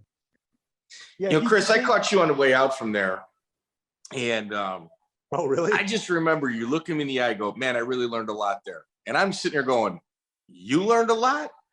Like, you know, like there isn't many more chapters in the book that you need to read. And you're sitting here telling everybody, man, that was a really good experience. I'm glad I went through it. And I really learned a lot. Like the humility that you were expressing to people after that was, it kind of endeared you to a lot of people. Yeah, I mean, it was an honor, obviously, to go against him. It's just like going against Pat, you know, whether I was ready at the time for that, I got the best guy, you know, and then again in jiu-jitsu, I got the best guy. Looking back, there are great Roger Gracie's, Bushesh, all those guys. In my eyes, Marcelo's the best. You know, he is technically the best dude, and I got to you know, have a match with him, and so it was a learning experience. He was doing things to me. Typically, when I roll with guys, black belt or not, my game is pretty solid, you know, and I catch a lot of guillotines and kimuras and legs when I want. And he was doing things. It's rare that I roll with somebody that is doing stuff to me that I cannot stop.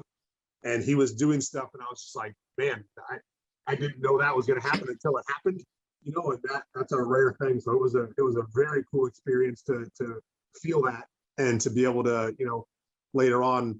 I mean, I was out for a long time after that. My ribs were out for months, but it was a cool experience for sure. Did you ever roll with Cameron Earle? No, before didn't he go to jail for rape? Yeah, a couple of them. Yeah, no, I didn't. It's a DNA hit. Yeah, he wins over. Oh, really? He was the dude that was showed up at one of the Abu Dhabi trials and won them, and then didn't make the big tournament because he got in trouble. But he was there's so many stories like that about the Abu Dhabis and the Abu Dhabi trials. Just to share one more fast one, this is the same year that Rob Kahn's student Chim Garcia had practically the same experience as Chris Brennan. It's like walking to see the list and people coming back going, hey man, sorry, dude, sorry. Yeah. And he was up 2 weight classes just to get Roger Gracie. Hey, 16 seed, bro. You know, so yeah, they did it to him too. It was in terms of, like, you know, the luck and the stars crossed the wrong way. Can't look good. So from there, the X1 Extreme Wars has Team Chris Brennan versus the Hawaiian Top Team. Yeah. Where you got to field your own team against some of the local Hawaiians. So my team was actually my team out of my gym. Theirs was like they picked fighters from random gyms and made a team. Yeah, that was July 2nd, 2005. Yeah, that was a cool night. I fought Mark Moreno, but I cornered 6 guys, and I think I was the 7th fight of the night. I was the tiebreaker. It was 3-3 going into my fight, NG versus Hawaii. We had 3 wins. Adam Lynn got deep eye gouged and couldn't continue, so they gave the guy a win, and which was weird. Yeah, it was super random. And then, do you guys know Josh Hinger? Josh Hinger is a 3-time jiu-jitsu world champion now. He was my student back then. He's very, very good. He's a black belt under Galvao, but he was a blue belt at the time, and he fought for me. Guy Josh Smith that fought in Strikeforce a few times. One of my fighters fought that night. Fernando Gonzalez that fought in Bellator a little bit. He was on the card that night. Brian Garrity was Brian there. was on the card too, right? Yeah, Brian fought that night. And I forget who else. It was 6 of them and me. But so I cornered, and I literally, Chris, imagine this. The last guy that I cornered, I'm already gloved up. When the fight ends, I run down the ramp, and I turn around and stay on the ramp, and then my music starts playing, and I walk back out and I fight. Crazy. And so I literally had no warm-up. I was just cornering these guys all night long. and then I was the last fight. I was the last fight of the tournament, or of the versus, NG versus White. Yeah. And I come out, man, and this guy hits hard. I double leg him. And in the air, he goes like that with an uppercut. I finish the takedown. I armbar him. The fight's over. And to my recollection, I go in the back and I call my wife to say, "Hey, I won." And she goes, "Yeah, you called me a half hour ago and told me that." And I was like, "Oh, I did?" And she goes, "Yeah." And I was like, "No, I just won." She goes, "No, you called me a half hour ago and told me that already." So it turns out I cornered Jeff Munson after my fight and walked him through a cool finish, and he won. And then, and I don't remember that at all. I guess when my fight was over, I walked to the end of the ramp and came back again to corner Jeff Munson because he didn't have somebody to corner him. And then when I called her, it was already the second time I called her.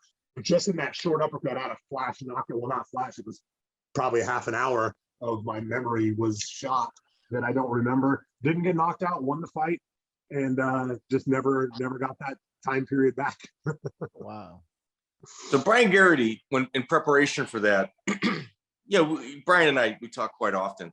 He said, "Yeah, Brennan told me, don't even think of standing up with a Hawaiian. Brennan says that all Hawaiians do is practice stand up, their sashes on their feet, just take them down." Is that true? Oh, I mean, back then, aside from like BJ Penn and Sharuto, who was over there was not a lot of great grapplers as far as jiu-jitsu went at the level of the guys we were fighting. Egan and Ensign obviously were good. There are guys, but the guys at that level, whether they're good or not, all of them hit really hard. And Brian learned that because that guy who I beat fought his brother shortly later and like destroyed his face. Broke his face. Yeah. Yeah. And so they all have good chins and they all hit hard, So there wasn't, everyone wasn't BJ Penn over there. So yes, that was what happened to Brian's fight. Brian won. Yeah. Okay. Heel hook, I think. Yeah. Triangle. Or triangle. Brian. Yeah. Triangle. I think he had a broken leg. Triangle. He did. He got kicked in the leg like really, really hard.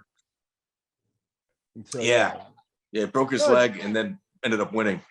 Yeah. How do you end up in Mexico December 11, 2005 against Shannon Ritch?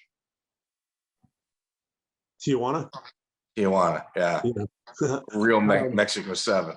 So this is the event, or that promoter anyway, Tony something, that Ian McCall had fought for me down there. His brother Brad, like we'd had some fights down in Tijuana, and he asked me if I would come to fight Shannon there. And for whatever reason, like the first time I fought Shannon, and what a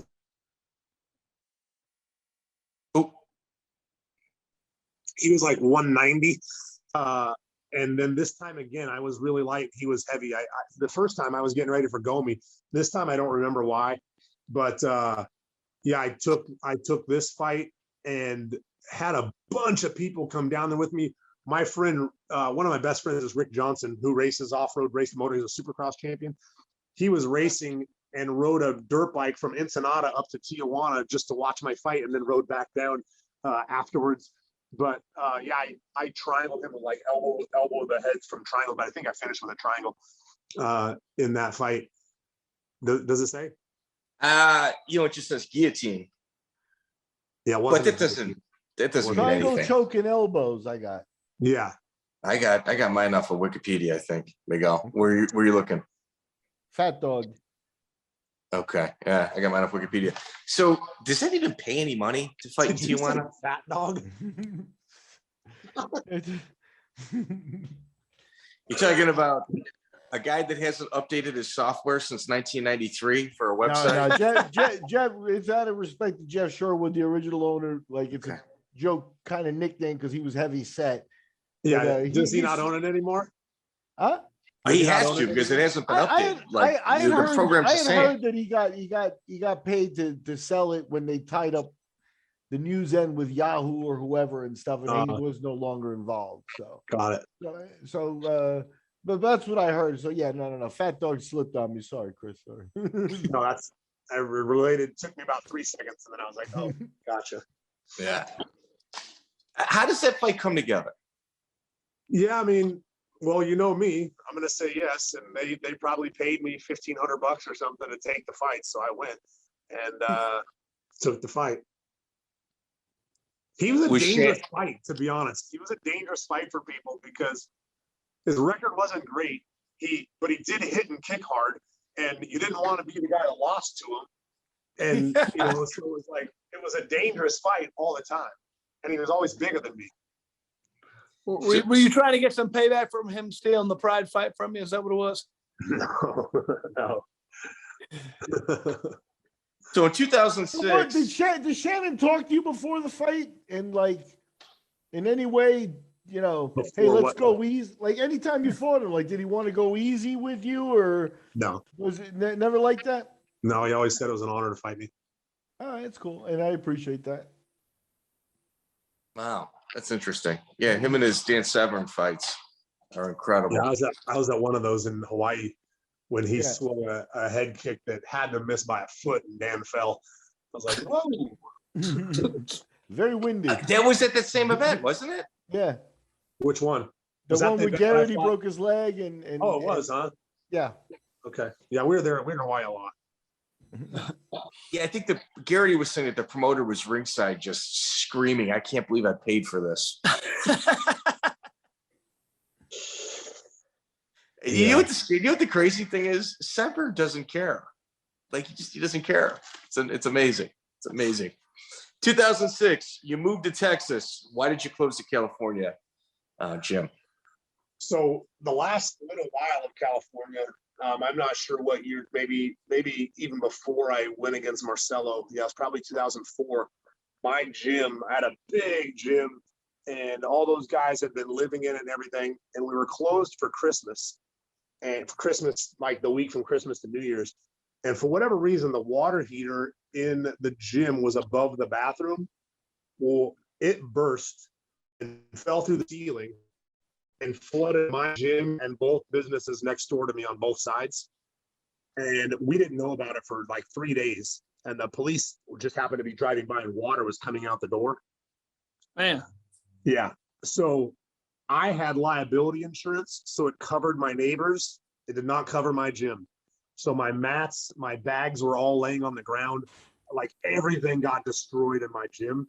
And I didn't have the money at the time to rebuild the gym. It was a 6,000 square foot big. It was nice.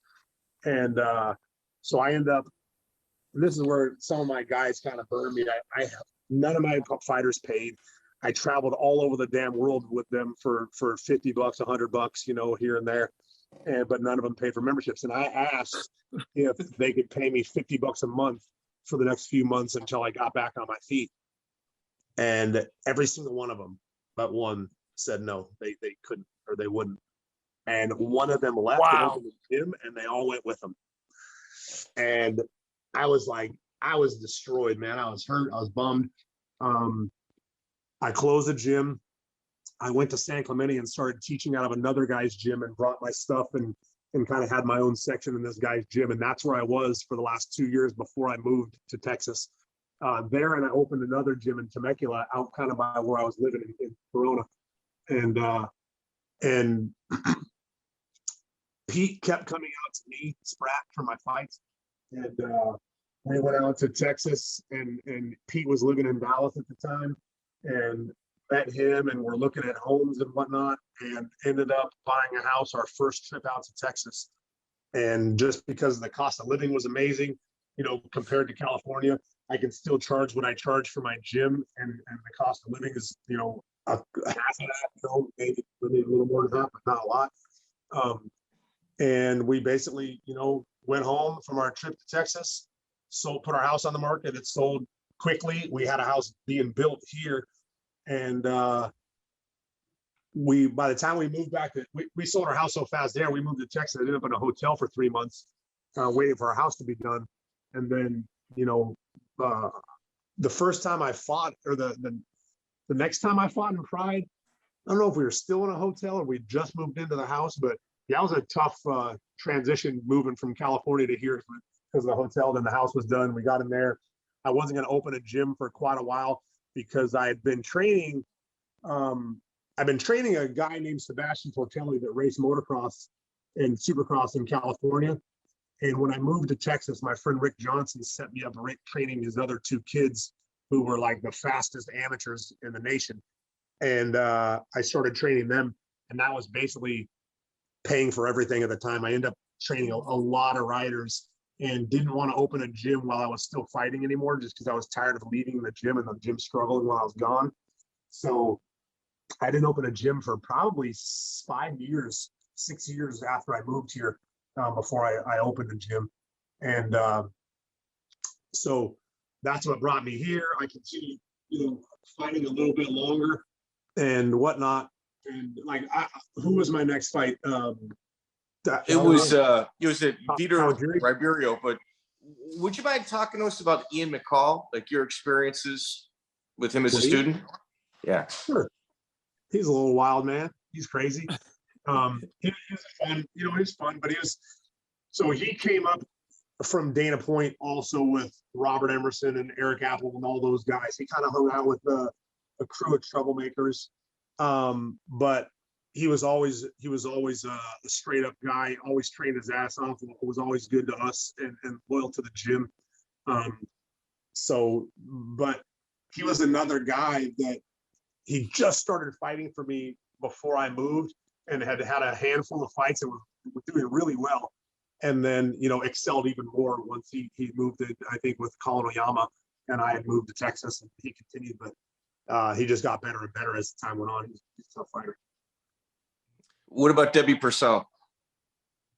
Same thing, but she left in the middle. She was one of the ones that got solicited by Marco and left. During all that, she was one of the first ones to go over to his gym. And I believe that hook and shoot, she was already at Marco. She was already gone from my gym. Yeah. Because I wasn't there. I was only there cornering Erik. So March 3rd, 2006, the Gracie Fighting Challenge is based out of, I think this was in Ohio. You fight Vitor Arnold Classic. Yeah, you fight Vitor Ribeiro. Now, you and the Gracies obviously have had, issues in the past. How does that get mended? Because you're on there, the first one. Yeah, so different side, I believe, of the family that was putting it all together. And then Rose or Hiani, one of the two sisters, was involved as well. But they brought me in, obviously had a super tough first fight, or first event for them. The names on the card were phenomenal. Like that, both that one and the next one were great. They paid. They're the ones who, they paid me $20,000 flat for the first one, I think $25,000 for the second one. And for me at that time, that was good money. That was good money. And Shaolin was tough. I thought he'd be a good fight. I actually ended up getting headbutted on the feet. I have a picture of it where I fractured my orbital bone in that fight. But his wrestling surprised me because I had already started wrestling, getting better at wrestling. But I went out and really wanted to strike with him. I wasn't, if I went to the ground, I would want to be on top, not on bottom of him. So I was trying to strike a lot, and his wrestling timing was legit, man. I think he got 2 takedowns on me. I swept him with a heel hook once, kind of tore his knee up with a heel hook. And he ended up, after I got that, I was throwing a knee to his body. His head came out and just cracked me in the eye. And we ended up on the ground. It was good, man. Like he didn't 3-time jiu-jitsu world champion. Yeah, and it was a good fight. Like the grappling was really good. And he ended up he brought me back to the corner. I don't remember what happened if Thomas Denny was actually in my corner for that fight. He came to Big Bear and helped me get ready. But I don't remember if the referees, was it a ref stoppage?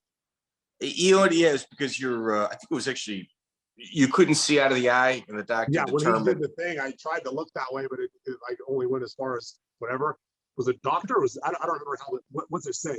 Yeah, it was referee stoppage. Swollen eye. Yeah. Marble. Yeah. I was shocked at how good his stand-up looked as well, because he's obviously so experienced. Shaolin is, you know, a legendary name in the jiu-jitsu world. Oh yeah. That fight was supposed to happen in I forget the name of the event. John Huntington put it on in Vegas. It was at the Aladdin. And it's when Dennis Hallman got kicked in the nuts so bad that his fight with Frank Trigg, the fight got stopped and it didn't continue. Okay, that was the same Kevin Randleman headlined that one, I think. Maybe. Yeah. I was supposed to be on that card against Shaolin there, and I busted my big toe literally in half the first day of camp, and obviously couldn't fight. It was not the first day of camp, but the first day in Big Bear, which was like 2 weeks out, and so I couldn't fight. So we ended up fighting again for them. Yeah. So that Shaolin fight, Shaolin is Pedinaris. Yeah. Like, what did you have during your trip in the 90s to Brazil? Did you have any exposure to that camp, or were you aware of them? Because then for people for the future too, Jose Aldo, Renan Barao, and like those level guys came from that same camp. So, yeah, I knew them from Japan too. Like I had met them in Japan when Barao, or not Barao, what's the little guy's name? We talked about him last time. John Hawk? No, he was with Shaolin the night I fought Gomi. Okay. Robson Mora. Yeah, Robson Mora. He was fighting over there in Japan, and I knew Andre. Andre had fought Pat in the UFC, you know, so I knew those guys and knew how good they were. Their striking was okay. Shaolin looked good in my fight and a couple other fights, but it didn't become like the strikers until later when it was, you know, Aldo and Barao and those guys were savages. cool. Shortly after this fight, you get bit by a brown recluse spider. Yeah. How much did that affect you? Oh man, it was 9 days. 9 days before my Kawajiri fight, I got bit, went to the hospital. They did all this cutting in my leg, and my leg has got a hole in it. And, you know, I try to pull out of the fight. I messaged Tino. I was like, hey, I can't fight. I got I sent pictures of my leg being destroyed, and they got back to me. And this is after they weren't a huge fan of me. It took from the time I lost to Takase until now to get back in, even though I had fights on my contract. Like I was fighting with them that entire time, trying to get a fight back, and it had been a long time. 2.5 years. How many? 2.5 years. Yeah. So I'm fighting with them to get me back, and then they say, okay, well, if you don't take this fight, it's coming off your contract. This fight's done on your contract. And at the time, you know, the money was important to me, and I needed it. I was married with kids and had just moved here, and I was like, please just put me on the next card. Let me get my leg better. And I'm walking through a grocery store on crutches with my wife at the time, and having this conversation with them, and they wouldn't do it. They wouldn't do it. So I ended up taking the fight anyway. My leg was still wrapped in the fight. It had gauze wrapped around my leg where the hole was, and literally still oozing. And that's another fight, you know, that if you watch it, I didn't put. It was more of a double fingers to pride, because I didn't put the effort into the fight, because I was pissed off that I was even fighting, and my money was flat money, and I just basically went and fought, got my check, went home, and didn't fight for them again. I never got my fourth fight. How did you find out that you got bit by a spider? I own NoGi, but when I lived in Texas, I was printing everything in the garage, and we were in the garage printing and doing stuff, and I knew that something happened, and I was like, you know, ow, whatever.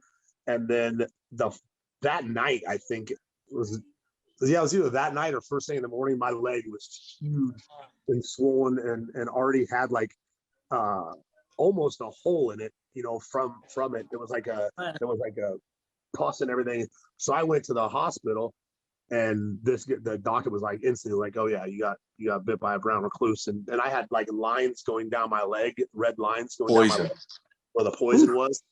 So it was nasty. Holy cow, man. Yeah. So that's August 26, 2006. And what was there any conversations prior to you leaving there, or was it just persona non grata when you were in Japan after this fight? Yeah. It was so Pride, you would sit in the hallway outside the hotel room and they would bring the fighters in one at a time. And they had a huge ass safe. And they just opened up the safe and set down blocks of cash and off the table to you as US dollars.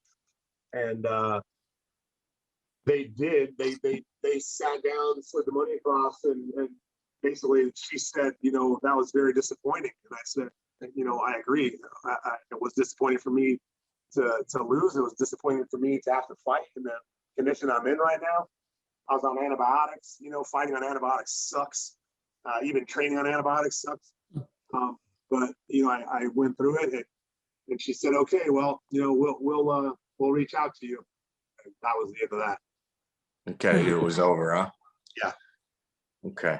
I actually had to open at one point because when the UFC bought them, they said they were going to honor every person's contract, but me and Dana hadn't made up yet. So that was Oh well. Yeah. May 5th, 2007, I'm sure is a date that you can't forget. Your first black belt, Jeremy Williams, passes.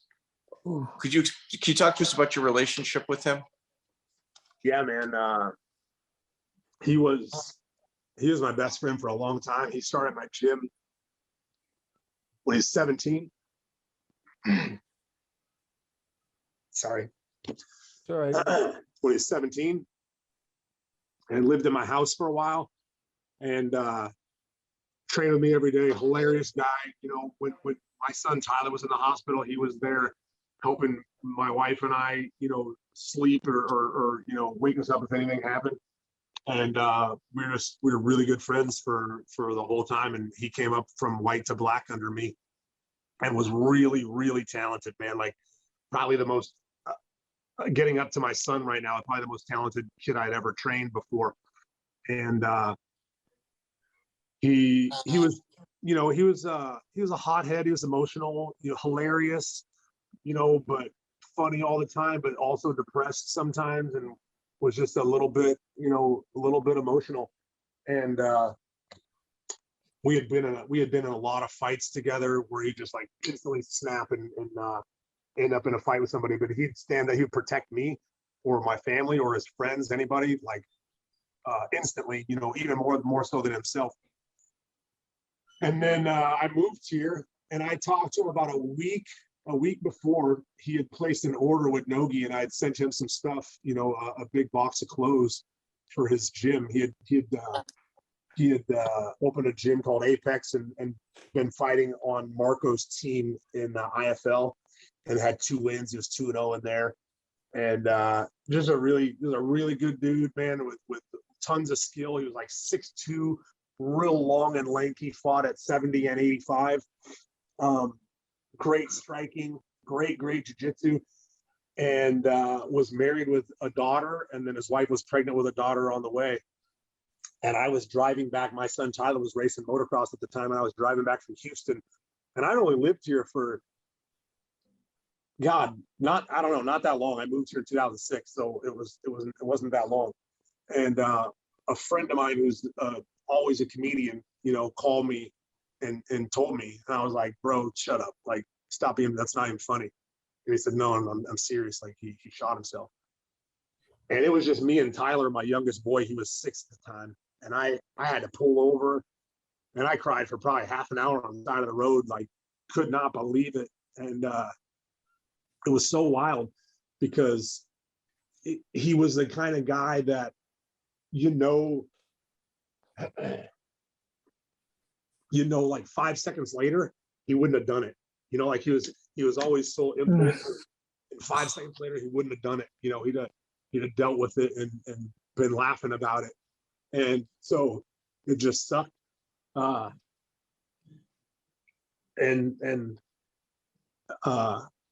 Yeah, you know, that was the end of it. Then it sucked because him and his wife, or his wife and his parents got into a fight, and they were like holding the kids from seeing the grandparents, which is like a big old NoGi. We did a big old fundraiser for NoGi or for his kids with NoGi and his t-shirts and stuff. And gave all the money to his mom to put in a trust for the kids and whatnot. But it just sucked. And even crazier, we're at Lucas's first fight in Bellator, I believe. And Jeremy was named Jeremy William Robert Williams. Okay. And we used to call him Bill for William, Bob for Robert, and Bills for Williams. So we always call him Bill Bob Bills, just being funny. Or J-Dub. And J-Dub because Jeremy Williams. And we're backstage at Bellator, and the one of the commission ladies comes in, and I said, man, what he would have given to see my kid, doing what he's doing right now, would have been mind blown by this. And making his professional debut was with Bellator, and he's now 5-0 in Bellator. But the commission lady comes in and sets her phone down on the table to plug it in and leaves. And right after I said that, and right after she walked out, her phone rings, and the name on the phone says J-Dub. And I was just like, holy shit, man. Like, it was so crazy that I was like, I just got the chills. I sat back, I was like, man, how wild is that? I wanted to answer the phone so bad. But yeah, that was a tough time. That was a tough time. And I believe I had a fight 2 weeks later, a week and a half, 2 weeks later, against a guy, Adam DeSabato, who was BJ Penn's wrestling coach, who's the NCAA champ from Ohio, and ended up having to fight this guy like real short notice later, but there was no chance in hell I was losing that fight. Was he your first black belt? Yeah, he's my first black belt. He's my first everything. He's my first student. He was he started in my garage, then he was in my first gym, and yeah, he was a good guy. That's not easy. It's not easy for anybody, especially his children.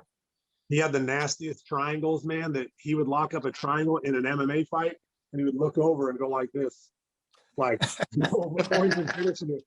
As soon as he lock up something, I'd start gathering the bucket and everything, start walking over the gate. And it was wild. But yeah, it sucked for his, he never even got to meet his second daughter. That's rough. So May 19, 2007, Gracie Fighting Challenge Evolution. Adam DeSabato, two-time NCAA. I think he's an All-American. I don't know if he was. There's a bunch of them. There's like 4 brothers. They all wrestled there. Yeah. Well, the one thing about Adam in particular is he was the main whistleblower against the Ohio State University team physician, Richard Strauss, which is kind of being used as ammunition against Senator Jim Jordan. Oh, really? Yeah. Yeah. Oh, yeah. Yeah. And interesting fight between the two of you. Would you mind walking us through it? Sure. When we got to Ohio, who was with me? Josh Vasquez, one of my black belts here in Texas. He was my next black belt, my second black belt. He's with me, and because me and Adam were both over 35, we had to go get some sort of EKG or EEG done that was different than everybody else's on the card. So they pick us up in the same car and take us to the hospital together to get this blood work or to get this test done. And I'm in the front and Adam's in the back, and Josh is next to him. And then the guy driving, I don't know who the guy driving was. And Adam starts talking shit behind me. He's like, oh, this is where I'm going to be tomorrow night when I choke you right behind you, and starts talking all this shit. I'm like, how are you going to choke me, bro? I was like, what are you talking about? Like, the best thing you're going to do to me is take me down, and that's going to be the end of it. And, again, this is a couple weeks later. How many weeks later was it from Jeremy? It was like 11 days. Yeah. So I'm not having it, right? Like, I'm like, bro, this fight's 2 weeks, 14 days. I apologize. Go ahead. So we get our test done. I get away from this guy, and the next night is the fight. and we are about to walk out, and this guy is there with Coleman, with Randleman, with like all the Ohio guys. They walk in Ohio State football jerseys and like a long ass train to the cage. And it's me, Josh, my buddy Richard, my buddy Jeremy. And guys are throwing shit at us walking to the cage. We fought in Ohio State's arena, in their basketball arena. And I get out there and they're throwing out Adam DeSabato after fight party flyers, and we get in the cage. And as soon as it starts, man, here's where I knew I was going to win. Mark Coleman says, "Don't let him do any of that jiu-jitsu shit to you, Adam." And that was the whole corner. That was all they yelled the whole time. And I threw a jab. He shot on me. And that's good advice. I mean, truth be told. In general, that's what you don't want me to do to you. I mean, you won with a toe hold, so I gotta say Mark was probably correct in this. He takes me down. I bounce back to my feet. I grab a guillotine. He takes me down again. His head pops out. I go for a triangle, and he postures, and right away I go to a heel hook. And dude, I tore his knee apart with a heel hook, like just pop, pop, pop, pop, pop, pop, everything, and he didn't tap. And he's holding the fence on one side and reaches back to start to hammer fist me. And I switched to the hold, and man, I broke his foot. He jumped to the ground, and it was unfortunate because he was 5 feet above the ground before he got to the ground to tap. And I've got like a play-by-play of him going like this before he tapped. And I just folded his foot over with the nastiest toe hold. And when the fight was over, we walking back out, I was throwing his after fight party flyers back to the people in the crowd that they were throwing them to me. And that's funny, man. But Erik Apple actually, ironically, was the guy interviewing me after the fight, and he knew Jeremy and I knew Jeremy, so I kind of talked a little bit about Jeremy for a second after the fight. But yeah, it was just I knew he was a great wrestler, but I knew there was really nothing else that he could do to me besides take me down. And which is your game. Yeah. Right. Yeah. I was like, what's the worst thing that can happen? He can take me down. What's the best thing that can happen? He can take me down. Maybe I take him down, but that's it. What I thought was real nice was Coleman came over and gave you some respect, shaking your hand at the end. Sure. I knew Mark for a long time, man, going all the way back to, early UFC, early Pride days, and Randleman as well. But he was cool to me. I was cool to him. They pulled, that's another thing that happened. They pulled some crap on us. And was Lindland on that card? Who? Matt Lindland? Or was he on the first one? I think he was on the first one. One of the two was like Gracie's versus wrestlers, versus Hammer House.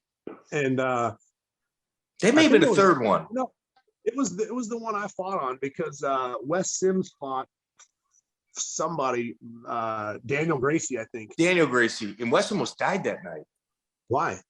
I think something happened with his like oxygen levels. I know he went to the hospital from there. He got hit with like an illegal knee. And we're going to have him on in a few weeks. I know he almost died after that fight. Yeah, well, Lindland was on the same card where you fought Shaolin. Okay. So that night, me and Matt came back. They added a rule that we didn't know about until after the weigh-ins, that you couldn't gain more than 10 pounds back before the fight. So I came back the night of the fight 4 pounds over, and he was 6 pounds over the 10. And we had to cut again on fight night before the night I fought Shaolin and the night he fought whoever he fought that night. Yeah, I knew that was a rule in Ohio. I remember, except when I fought Matt Hughes for the UFC, they kind of canceled that rule for that one fight. I was like, that sucks. Yeah, it wasn't to your advantage. Yeah, it's crazy stuff. Yeah. So, what was your experience like with Bernie Profado with the Ohio State, like the athletic commission? He's kind of controversial. Me? Yeah. Yeah, I didn't deal with that guy. I dealt with just the Gracies during that. Rose or Vianney, I forget which one it was. And then the guy, John Cooper, was one helping them promote, and that's who I talked to. I think the whole time that's who paid me. I didn't have to deal with anything at the commission except for me and Lindland arguing when that rule came up, and they didn't tell us about it, until fight night. And we're like, wait a second. And they literally weren't going to let the fights happen unless we cut the weight. Wow. That's wild. Yeah. Well, Miguel, I think we just broke the 2-hour mark. I think we can get another one in if we stop here. In our next episode, Cage Rage. I mean, I don't. You fought Gene Silva. James Zekic is on a card that was the strongman for Lee Murray and a lot of his dealings. Back at King of the Cage, we're going to talk about your IBJJF NoGi World Championships, and we're going to go through obviously your son and some of your past students. So, Chris, that Cage Rage, man, I watched Vitor Belfort get 2 envelopes of $100,000 paid to him in US dollars. It was so wild. I was like, wow, they just paid him $100,000 cash. Just we're gonna get into this next episode, but we had Brad Pickett on, and like Chris, obviously, I mean, you see it. We do this twice a week. We really go through people's careers and kind of lay it out. And Andy Gear is one of the people that ran Cage Rage, and every single episode he's wired. Like, he is so coked up, and like Ian Freeman is like his jungle gym, and he's just climbing all over Ian while just talking a million miles an hour, and not being able to keep his jaw together. It's fantastic. Yeah, we asked Brad Pickett. Yeah, we had Brad Pickett about it. He's like, well, sometimes things at MMA events get a little wild. He wouldn't even go down the road. I think his exact quote was, people sometimes go to another planet. Yeah. Awesome. So, Chris Brennan, dude, you are the man. Thank you. This is episode 3. This is the third part. Thanks for the time, brother. Definitely. Thank you, Chris. Definitely very entertaining. Loved it. Thank you, guys. See you. Whoa, Chris Brennan in the books, and we still didn't finish. No, it doesn't stop. It doesn't stop. And like, he's all right. We've hit a lot of the benchmarks in regards to his career, in regards to like what's made the headlines. And our next episode is going to be talking about a gentleman named Skellboy that was posting on the internet, even started his own next generation gym in Europe, of which Chris had to file legal work on him, and they got into an internet argument about. He's choked out a couple celebrities while bouncing. All of those things will be in the next episode, along with the finishing of his career. So yeah. But this last one, which was part 3, really got through most of the meaty part of his own career, his own fight career and stuff, and a lot of unbelievable details there. So thank you very much to Chris. He is one of the guests that every other guest should try to be more like Chris. 100%. Dude, Chris Brennan, let me tell you, what a good guy. Like, first off, he's like, are we on for tomorrow?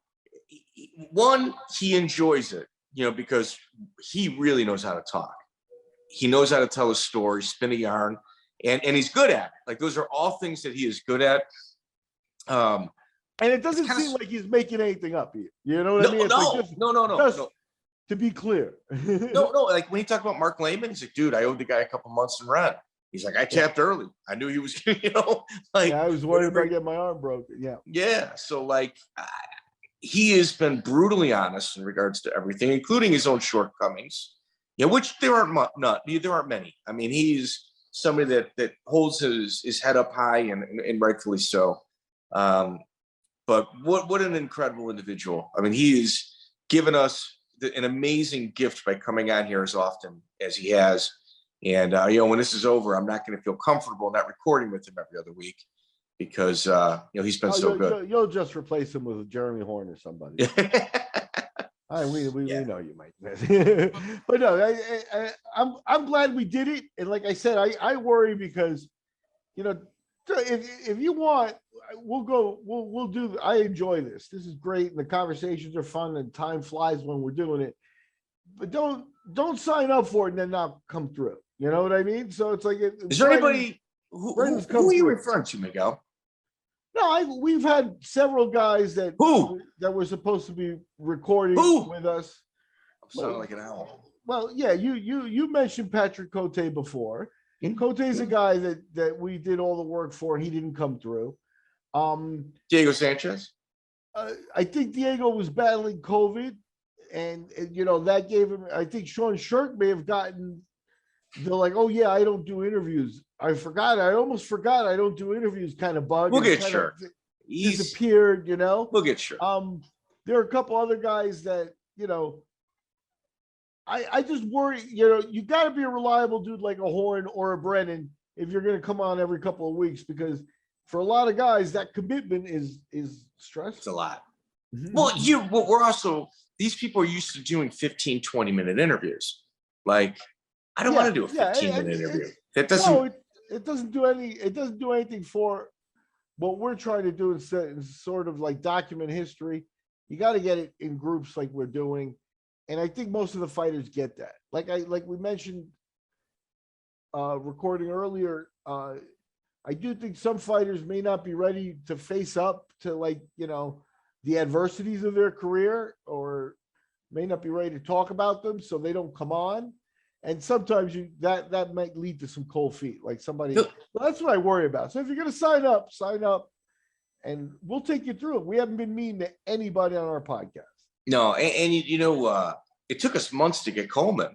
So like, yeah, it took us months. And it stick the MMA detective on you, and we will stalk you until dude, you have no real recourse but to be on the show. Another person's got to come back on. Brad Pickett, Drew Fickett. You know what? I'll call Drew. Yeah, that's actually not Drew. That's on me. You know, Drew is somebody. The Fickett Pickett is a little bit before some of the recent growth. So if you missed those podcasts, go back and get them. Those guys are going to be back on for the other part of their career, and they're very well worth it. But what about wait? I know we're reminiscing about a little too much as we're talking about Chris Brennan. Everybody, Chael Sonnen, we were told to go 30 minutes with the guy, you know, by the person that lined it up for us. Chris Lytle and Miguel instructed me to keep going until he hangs up on us. So you guys got to watch it to the end. It's so friggin' funny. He makes up like he's got a phone call that he's got to take, and it's very important. And we still get 2 more questions in. Yeah. So 90 minutes. And Chael's a guy, you know, who's not sitting there kind of, you know, waiting for the next class in his gym and, you know, lifting weights and, you know, he's a guy who's got a schedule and is doing stuff and usually monetizing, right? So just 90 minutes out of him is 90 minutes less money he made. But dude, it's like we went into somebody's house as a guest and went through the refrigerator with Chael. That's what we did. So yeah, Chael, I think didn't even realize it until, you know, he realized he had to make excuses. But thank you, Chael. Yeah. And thank you, Brennan. Anyway, ladies and gentlemen, betdsi.eu, $1,000. I don't know if I gave this already. Use the lights out promo up to $1,000 deposit. You get half your cash, half additional cash, 50% additional deposit by using the promo code lights out. betdsi.eu. Abu Dhabi Jiu-Jitsu Pro is coming to Orlando. Please sign up on Smooth Comp. And with that, my friend, I'll see you at the next interview. Check out the full interview on iTunes, Spotify, and all major podcast platforms.